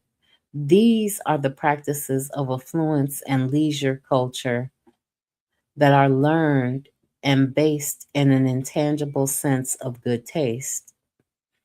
M. F. K. Fisher, a scholar of Epicureanism, has developed a categorical list that explains the importance of the process of cultivating taste.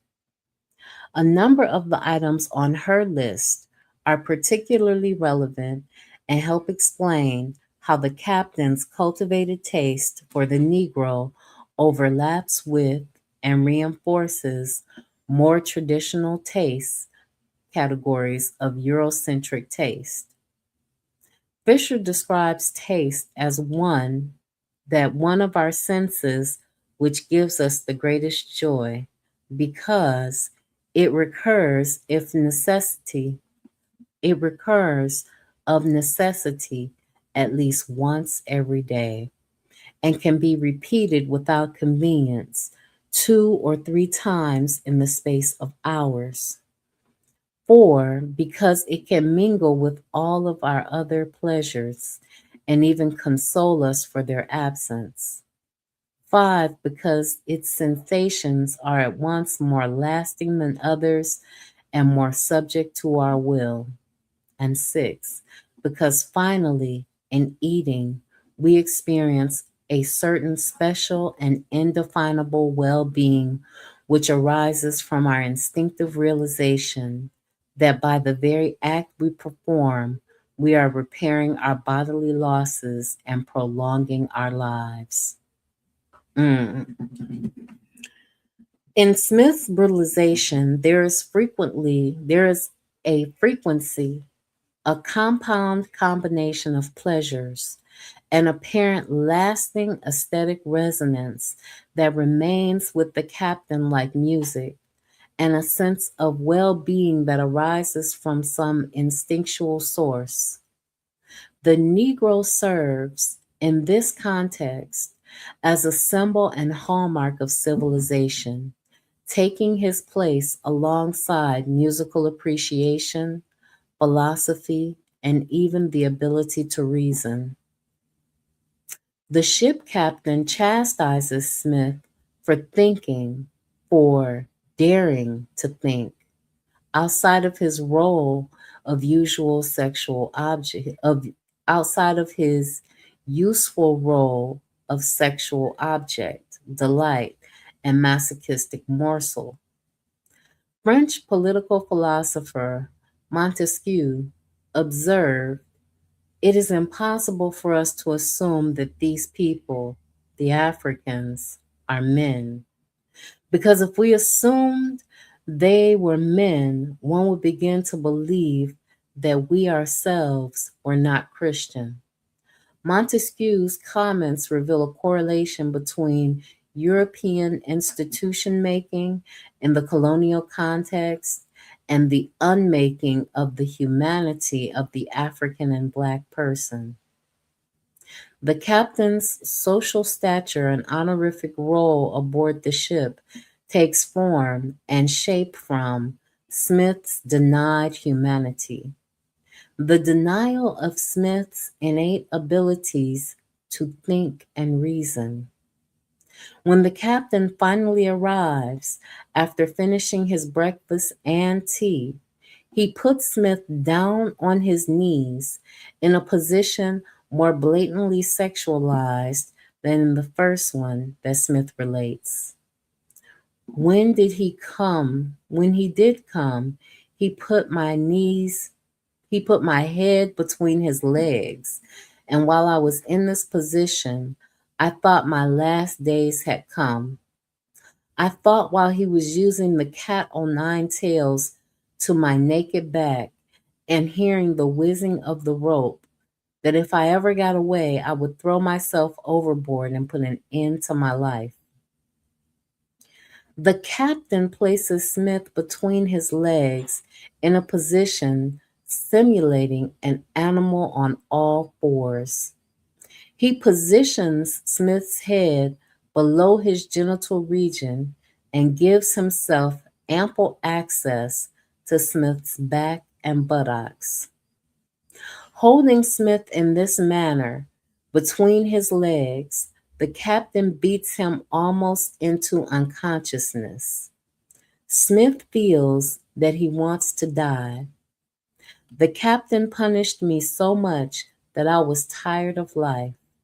He jumps overboard and almost drowns. The captain relishes Smith's struggle between life and death. Reaching for help, Smith sees the captain. He sat perfectly at ease or composed on the deck, looking at me, but making no effort to help me. This, finally, is the prize and revelation. The peril of Smith's soul and the tormenting of his spirit feed the captain, a parasite. The captain feeds upon the terror and loss of self Smith experiences. Only because Smith is his host, a vital source of his manhood, livelihood, and honor, does the captain finally draw the young Black man up to the surface. This scene calls to mind a similar one relayed by Oluda Aquino. Aquino describes a master who, after punishing his slaves, would then have them get into a long wooden box or case he had for that purpose, in which he shut them up during his pleasure. It was just about the height and breadth of a man, and the poor wretches had no room then, when in this case, to move. The master placed his slaves in a coffin. This type of punishment, like that which Smith undergoes, the master used to emphasize the slave's socially dead status. It was a method of emptying out and making the person into an instrumentum vocal, perfectly flexible, unattached, and deracinated. In this way, the master reinforced for himself and to all members of the community that the slave existed only through the parasite holder, who was called master. On this intersubjective level, the slaveholder fed on the slave to gain the very direct satisfactions of power over another, honor, enhancement, and authority. Smith makes the captain a man rather than the captain's making him the same. When the captain first leases the boy, young, from the plantation, he tells him that he intends to make him into a sailor and a man. In truth, Smith is a type of food source to the captain's white masculinity. The captain reinforces Smith's infantile state by stripping him down, parading him before crew members, and not allowing him to express an intelligible thought. Domination of the black youth ensures the captain's supremacy. Smith, we can say with certainty, undergoes a change through this process of the captain's making him into a slave being the opposite of a freedom possessed man, a slave being in a Hegelian sense, a sycophantic personality that takes identity from the deific power of the master. All of this, to a great extent, we know or have been analyzed or have seen analyzed. But what does it mean to alter the Hegelian dialectic for the slave to be a type of food and the master a cannibalistic social agent? Stretching on the dialectic even further, what does it mean when the nature of the consciousness that exists for itself is consumption, human consumption, on the levels of sex, psyche, and soul? These questions take on greater significance and importance when addressed to members of the ruling Southern aristocracy. Importantly, the captain was cruel and hungering, but he was only a middleman on the human food chain.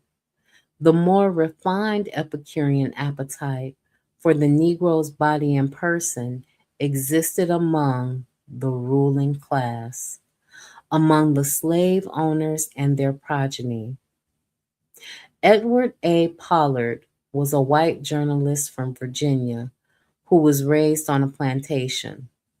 Pollard, a defender of slavery, declared the Southern Negro the most lovable of creatures in his place. In Black Diamonds, written in 1859, he writes to a friend of returning to Virginia after traveling all over the world. I have seen the hideous slavery of Asia. I have seen the coolies of China housed on the wild sea by their wilder usages, or creeping with dejected faces into the suicide houses of Canton. I have seen the Siamese slave creeping in the presence of his master on all fours, a human quadruped. Pollard is addressing C, a northern acquaintance who was presumably awaiting enlightenment on the true condition of the Negro slave.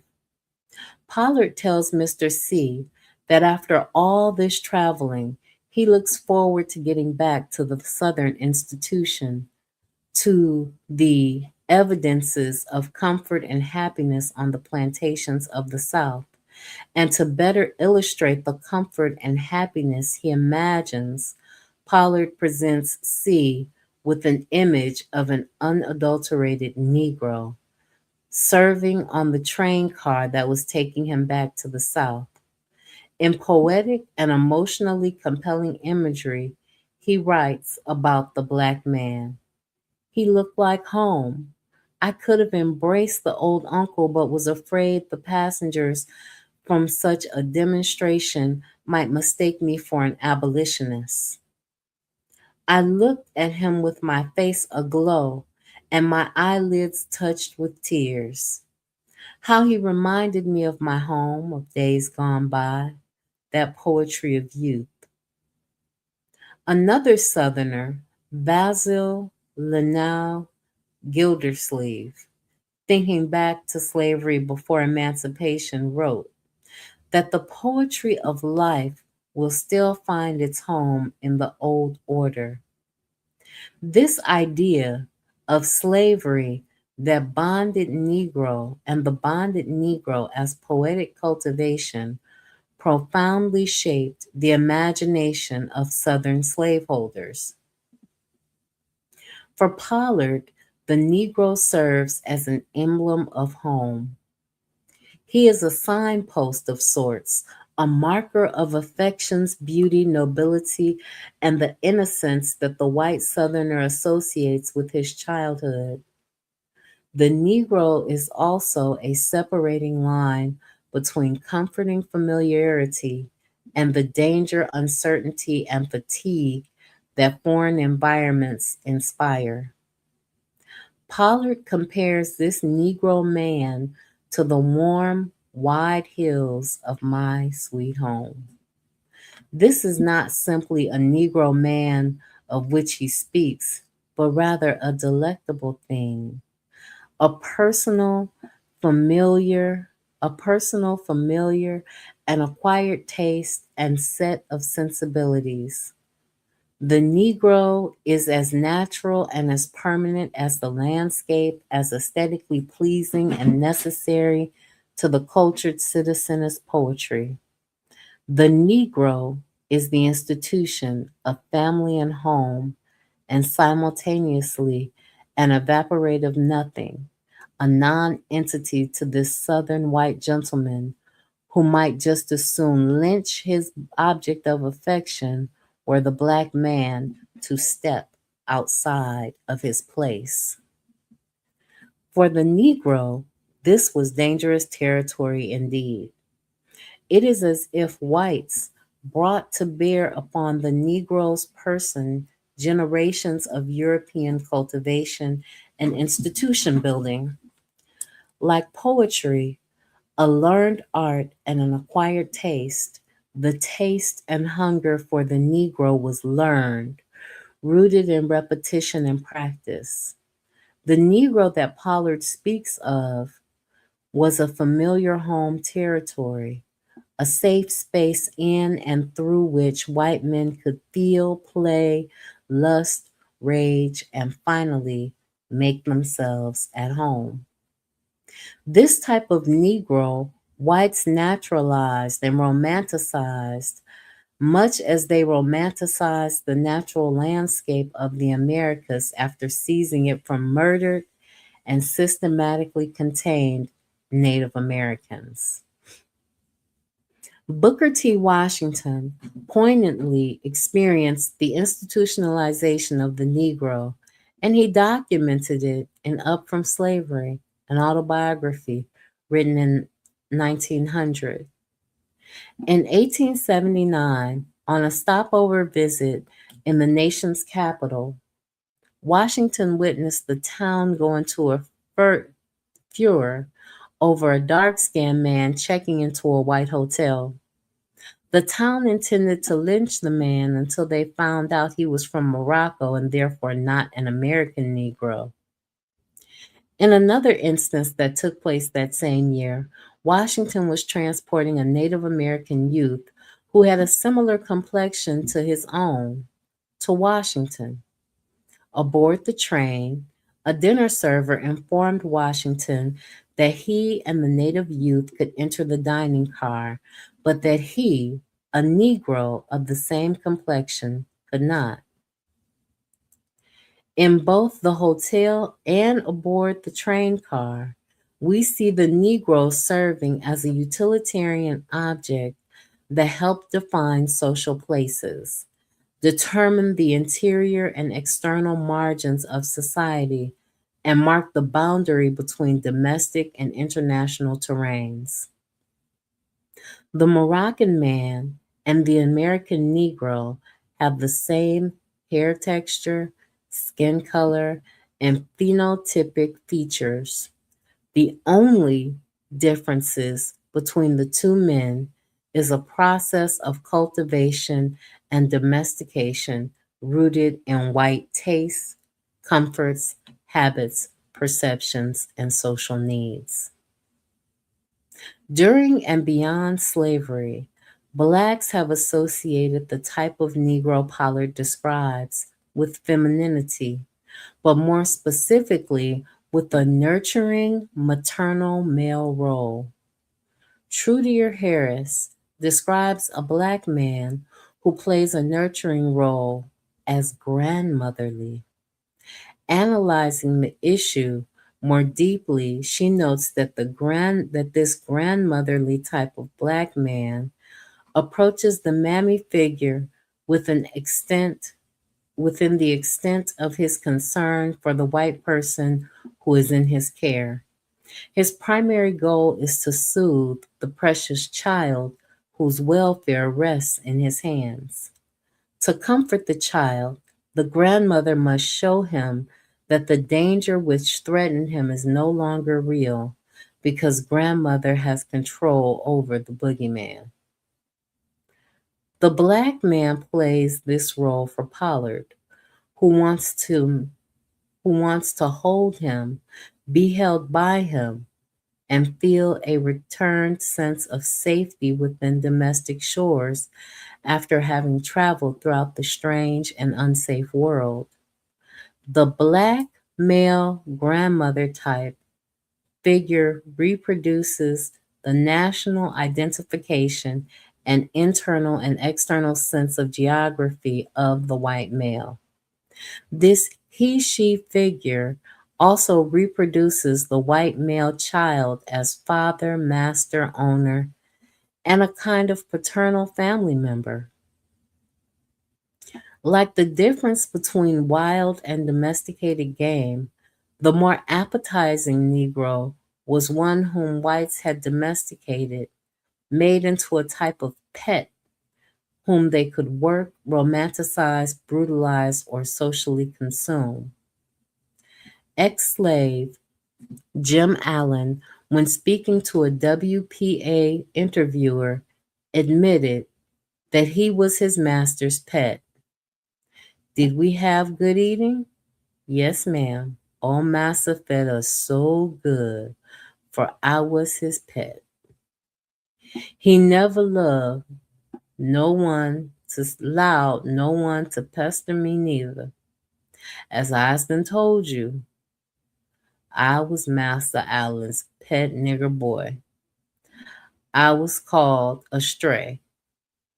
I slept on the floor by Miss Ann, Massa Bob. Another man named Pet Franks was given this name by his master. His master and the master's family conditioned him to be their domesticated object on the plantation. Interviewed years after slavery, he revealed, I knows all about slavery and the war. I was right there on that spot when it all happened. I wish to goodness I was back there now, not in the war, but in slavery times. I do remember hearing about slaves on other places getting whipped sometimes. I guess niggers like that wish they was free. But I didn't want to leave my white folks, ever. Allen and Franks reinforced plantation whites' sense of themselves as moral and benevolent. They deified their masters and the whiteness in general, and learned to participate in their consumption into the Southern plantation body politic. The slave master's taste and appetite for the Negro encompassed a range of cultural registers and social milieus. With Jim Allen, the master more explicitly draws upon the correlation between black person and animal, referring to the black man as a type of domesticated pet and stray creature. The parasitic master in this instance, feeds his sense of authority and social stature through the diminishment of and animal like treatment of his slave. Likewise, Pollard and Gildersleeve reveal, through the poetics of Negro consumption, a learned art of cultivating the Negro to fulfill white hungers, fantasies, imaginings, and deeply seated emotional needs. Even with the legal freeing of the enslaved population, Washington cannot escape what I describe as the institutionalization of the Negro as a vacuous and emptied out social entity, a template upon which the white man and white culture inscribes its humanity and its social reality.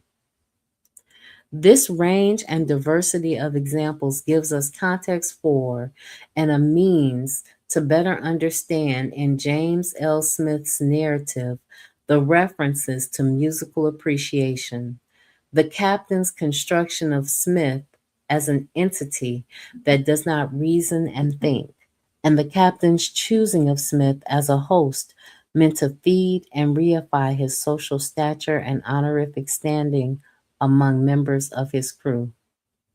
We cannot truly appreciate the captain's scripted rituals of food and flesh consumption if we do not understand, as well as how a process of learned, cultivated aesthetic appreciation whets the slates of his appetite.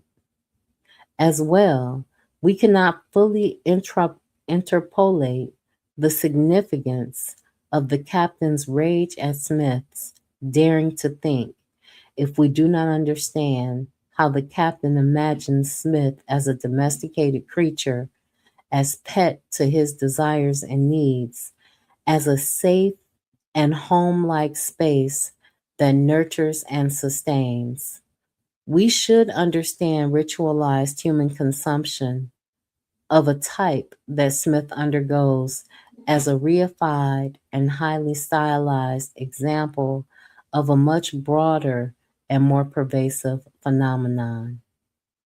Long before we get to Smith's concrete example, whites had constructed a social reality and set conditions in which social consumption can occur. We should not think of consumption simply as acts of that momentarily occur, but as an already existent set of philosophical and social conditions that operate prior to and following the acts of literal and ritualized consumption. So, as you can see, they literally and metaphorically consumed us, and in treating us like objects, they heightened their masculinity. The taste of Nat Turner. In the final section of this chapter, I want to deal more concretely with the topics of taste and flesh cultivation that emerged from Smith's abuse. Nat Turner's life and political legacy represents one of the most graphic documented cases of white cultivated taste for the Negro manifesting as literal consumption and the harvesting of body parts. The literal consumption of Nat Turner, alongside the sexualized consumption of Smith, offer a fuller picture of white hunger for black flesh and sex, coinciding with white male codes of honor and self glorification. The themes of white male nobility, a cultivated appetite for the Negro, and human consumption all informed the life and legacy of Nat Turner. As a result of the controversial nature of Turner's memory and legacy in his hometown of Southampton, Virginia, there exists to this day no memorial to commemorate his life and his efforts to free enslaved persons in the region. Outside the historical society in the center of town, there is a colonial era house that stands on a raised brick foundation behind a sign that reads, "This is the last house on the killing spree of Nat Turner and his men." Whites regard Turner in local lore and memory as the murderer of whites and their babies, as a twisted sexual deviant, and as a depraved example of criminal insanity. In antebellum America, whites even went so far as to depict Turner and his accomplices as murderous cannibals who hungered for white flesh. In Harriet Beecher Stowe's fictional rendering of the Turner Revolt in Dread, written in 1856, she has a black male insurrectionist say, "When the Lord saith unto us, Smite, then we will smite. We will not torment them with the scourge and fire, nor defile their women, as they have done to ours, but we will slay them utterly and consume them off the face of the earth." Even among the most well intentioned white abolitionists, the harsh reality of unmitigated black male violence and retribution conjured racist images of African cannibals engaged in human consumption. From abolitionist tract to court records to the journals and correspondence of U.S. statesmen, this notion of Turner and his soldiers as cannibals, as cannibalistic, held sway. For example, Governor John Floyd of Virginia described in his diary a cannibalistic scenario that had been conveyed to him through written transcripts of court trials. Throughout this affair, he noted, the most appalling accounts have been given of the conduct of the Negroes, the most inhuman butcheries the mind can conceive of: men, women, and infants, their heads chopped off, their bowels ripped out, ears, noses, hands, and legs cut off, no instance of mercy shown. If African Americans were truly these people, there would be no white people. Anyway, Floyd paints the image of Turner and his men killing and then tearing open, ripping through, and harvesting a white person's body parts. Whites from the North and South, of both abolitionist and slaveholding sentiments, contrived to paint an image of Turner as cannibalistic, and more importantly, as a dishonorable and self hating man. In History of Virginia, from its discovery and settlement by Europeans to the present time, Robert Al Howison describes Turner as small and somewhat feeble in body, but of shrewd and enthusiastic mind. Newspaper accounts from the time proliferated with misinformation designed to discredit and dishonor Turner's efforts. In the American Beacon, they had Turner admitting to cowardice and fanaticism. He, Nat Turner, acknowledges himself a coward and says he was actuated to do what he did from influence of fanaticism. He says the attempt originated entirely with himself.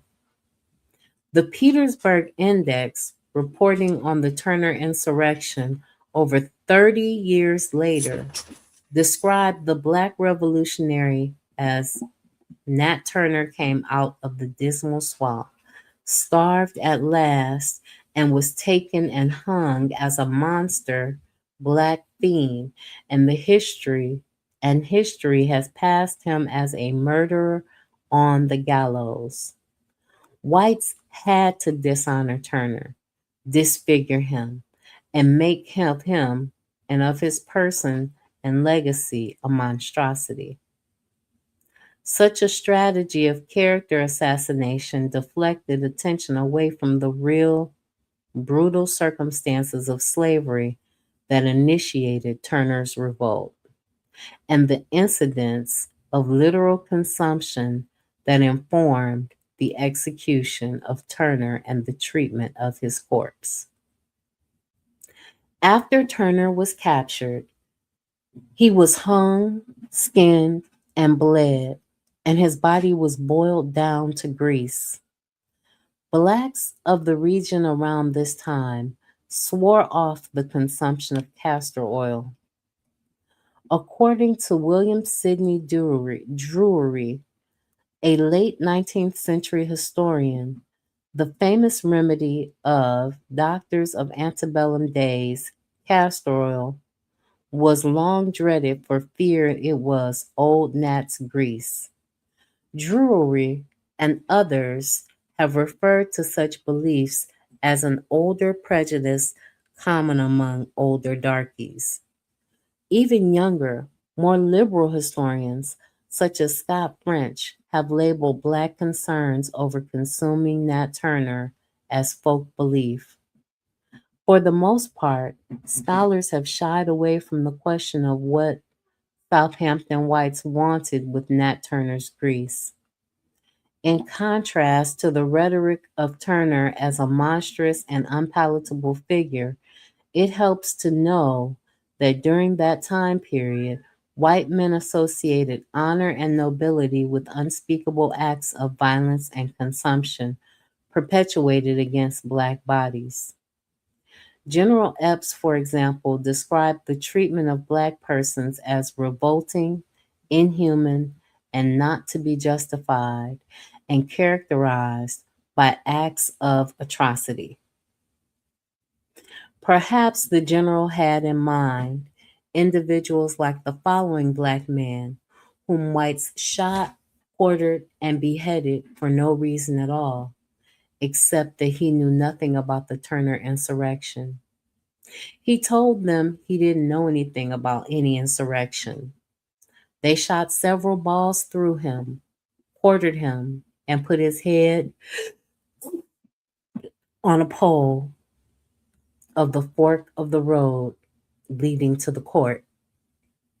This is no exaggeration, if the Virginia newspapers may be taken as evidence. The Turner insurrection brought out in whites, and particularly white men, a violently stoked appetite and rabid hunger for Black flesh. Unspoken codes of honor and vengeance drove whites to quarter, burn, maim, and behead Blacks, whom they saw as having violated the sacred provinces of white masculinity, white family, and the innocence embodied in murdered white babies. In this context of unchecked violence, there was nothing to keep plantation whites from first murdering and then tasting and ingesting Turner. Yet since slavery, Southampton whites have made a mockery of Black observations of white cannibalism and denied the same observations made by whites. In a 1931 editorial, J.S. Musgrave cites from a history text that documents the consumption of Turner. The excerpt reads, Nat's body was boiled up, his oil saved and sold for a long period as a panacea for all ills and known as Nat's grease. Musgrave refers to these documented observations as pure, unalloyed bunk. He retreats into a typical mode of white denial. Yet, when one thinks about the boiling down of Nat Turner's flesh in an inquiring manner, it makes sense to ask, for what purpose did whites use his liquefied flesh? Was it to cook food, oil the body, for ingestion as medicine, or for some other domestic use? Working from a largely unrevised notion of the folk, scholars have failed to see the inherent layers of inquiry in the folks' refusal to eat Nat Turner. It would have been so much simpler to hang, bury, or burn the body. Why go through all of the effort involved in the bleeding of the corpse and boiling down the flesh? Why preserve the liquid flesh of one so hated and feared? Why behead him and secretly preserve the skull? Ironically, we find the suspicions of the folk validated and archived in Eurocentric hegemony and legacy. The treatment of Nat Turner's body might possibly date back to Renaissance and early American societies. Under the auspices of medical cannibal, the practice of preserving and ingesting body parts for medicinal purposes, Europeans preserved and ingested blood, skin, and other body parts. According to Shirley Lindenbaum, it was common for Renaissance and Victorian era Europeans to ingest human tissue, usually that of an executed criminal, as a supposed medicine or tonic. So they had their own little folk beliefs and their own little superstitions, right? Reverend Edward Taylor was a New England practitioner whose dispensatory included remedies made from human blood, heart, flesh, and other parts of the human body meant to be took or ingested. In this practice, which Taylor brought over from England, the body parts were usually obtained from criminals hanged for various crimes. It was commonly thought that the best parts came from artificial mummies who had died a violent death. Not surprisingly, one cannot readily find such information in general inventories of medical supplies in the early American colonies or within the contents list of apothecaries. Southampton whites and others involved with the Turner insurrection wrote to deny this European legacy of the consumption of criminals, and more specifically of Turner as a nutritional substance. With intention, whites have reconstructed the narrative of Turner's consumption through metaphors of the Negro as disgusting and tainted, and through references to the grotesqueness of the Negro body and soul. One moment. Governor Floyd described the Turner affair as leaving him with a bad taste in my mouth. Days later, he again uses gastronomical metaphors to describe his visceral response to Turner's insurrection. 11th day. I hear nothing this morning from below. I do not feel so badly as yesterday. I had more appetite today and not so bad a taste in my mouth. Governor Floyd gives the impression of Turner and Turner's violent actions as inspiring disgust at the levels of gut and taste.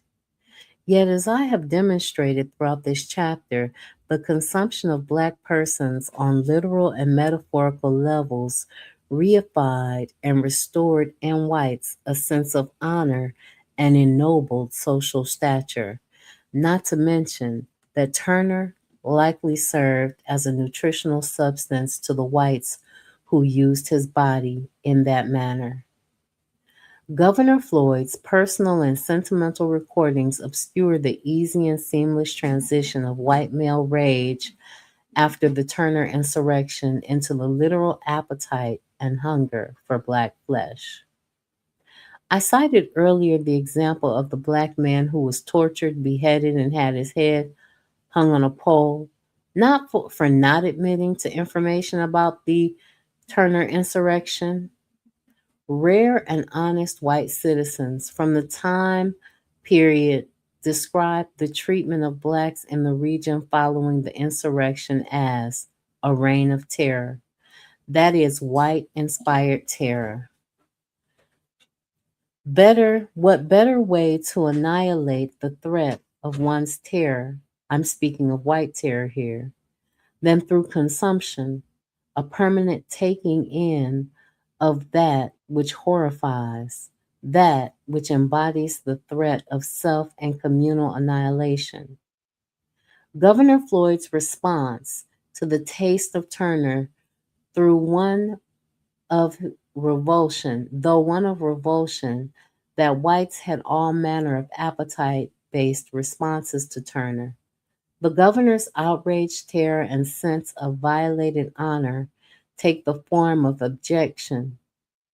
In others, similar sentiments generated the opposite effect, leading whites to rape, pillage, behead, and castrate blacks.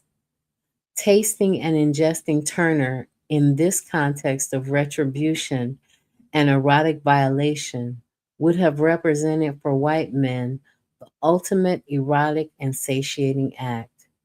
Rather than projecting their desire through the violation of black bodies, communities, and homes, white men could, through the oral ingestion of Turner, experience a first-hand taste of the terror, fascination, hatred, and death wish that they felt toward the black liberator.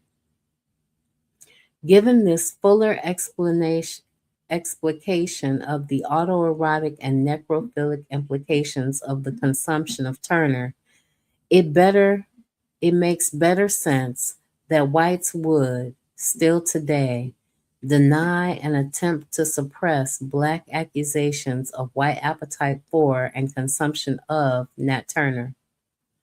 That consumption reveals too much, takes us too deep for the comfort of most, into the interior reality of white males' hunger and the death drive they fixated upon the Negro. For at least 2 generations, the entire Southampton black community stopped using castor oil. This gesture of communal solidarity and fear of consumption of a black man is arresting for what it conceals and also for what it reveals. Through a communal gesture of silence and knowing, what more did these historically silenced persons know? When did they definitively begin to know it? And at what cost do we continue to deny the basis of their knowledge and the implications of their resistance? So, as you can see, black people for 2 generations decided they wasn't dealing with their castor oil. I wouldn't have had nothing liquid from them people, right? Nothing greasy, nothing liquidy from them people. Because I'm not going to eat my brother who you killed in terror and despair and put in a position where you wanted to consume him. And because there was a history on the plantation of white people forcing black people to eat each other, they knew that these people would force us to consume Brother Nat Turner, rest in power, if they had the opportunity to. They knew that. They knew that they would force them to eat and to consume, whether it was for the profit motive or if it was just because of their own peculiar appetites and tastes. They knew that they would force the black people of that community to eat a black man that they had killed and lynched. I want to say thank you to the forecast, to Sister Ra and the elders listening with her, and to Cicely Milano 9426 for being here with me. I know Bawana Haguziki is listening. I know Koku from the Bitter Medicine Podcast is listening. I know KW Don 7 is listening. And I know MG2 is listening. And so many others. And you. Yes, you, dear listener. Thank you for listening. The next time you hear my voice will be on Thursday, the 13th.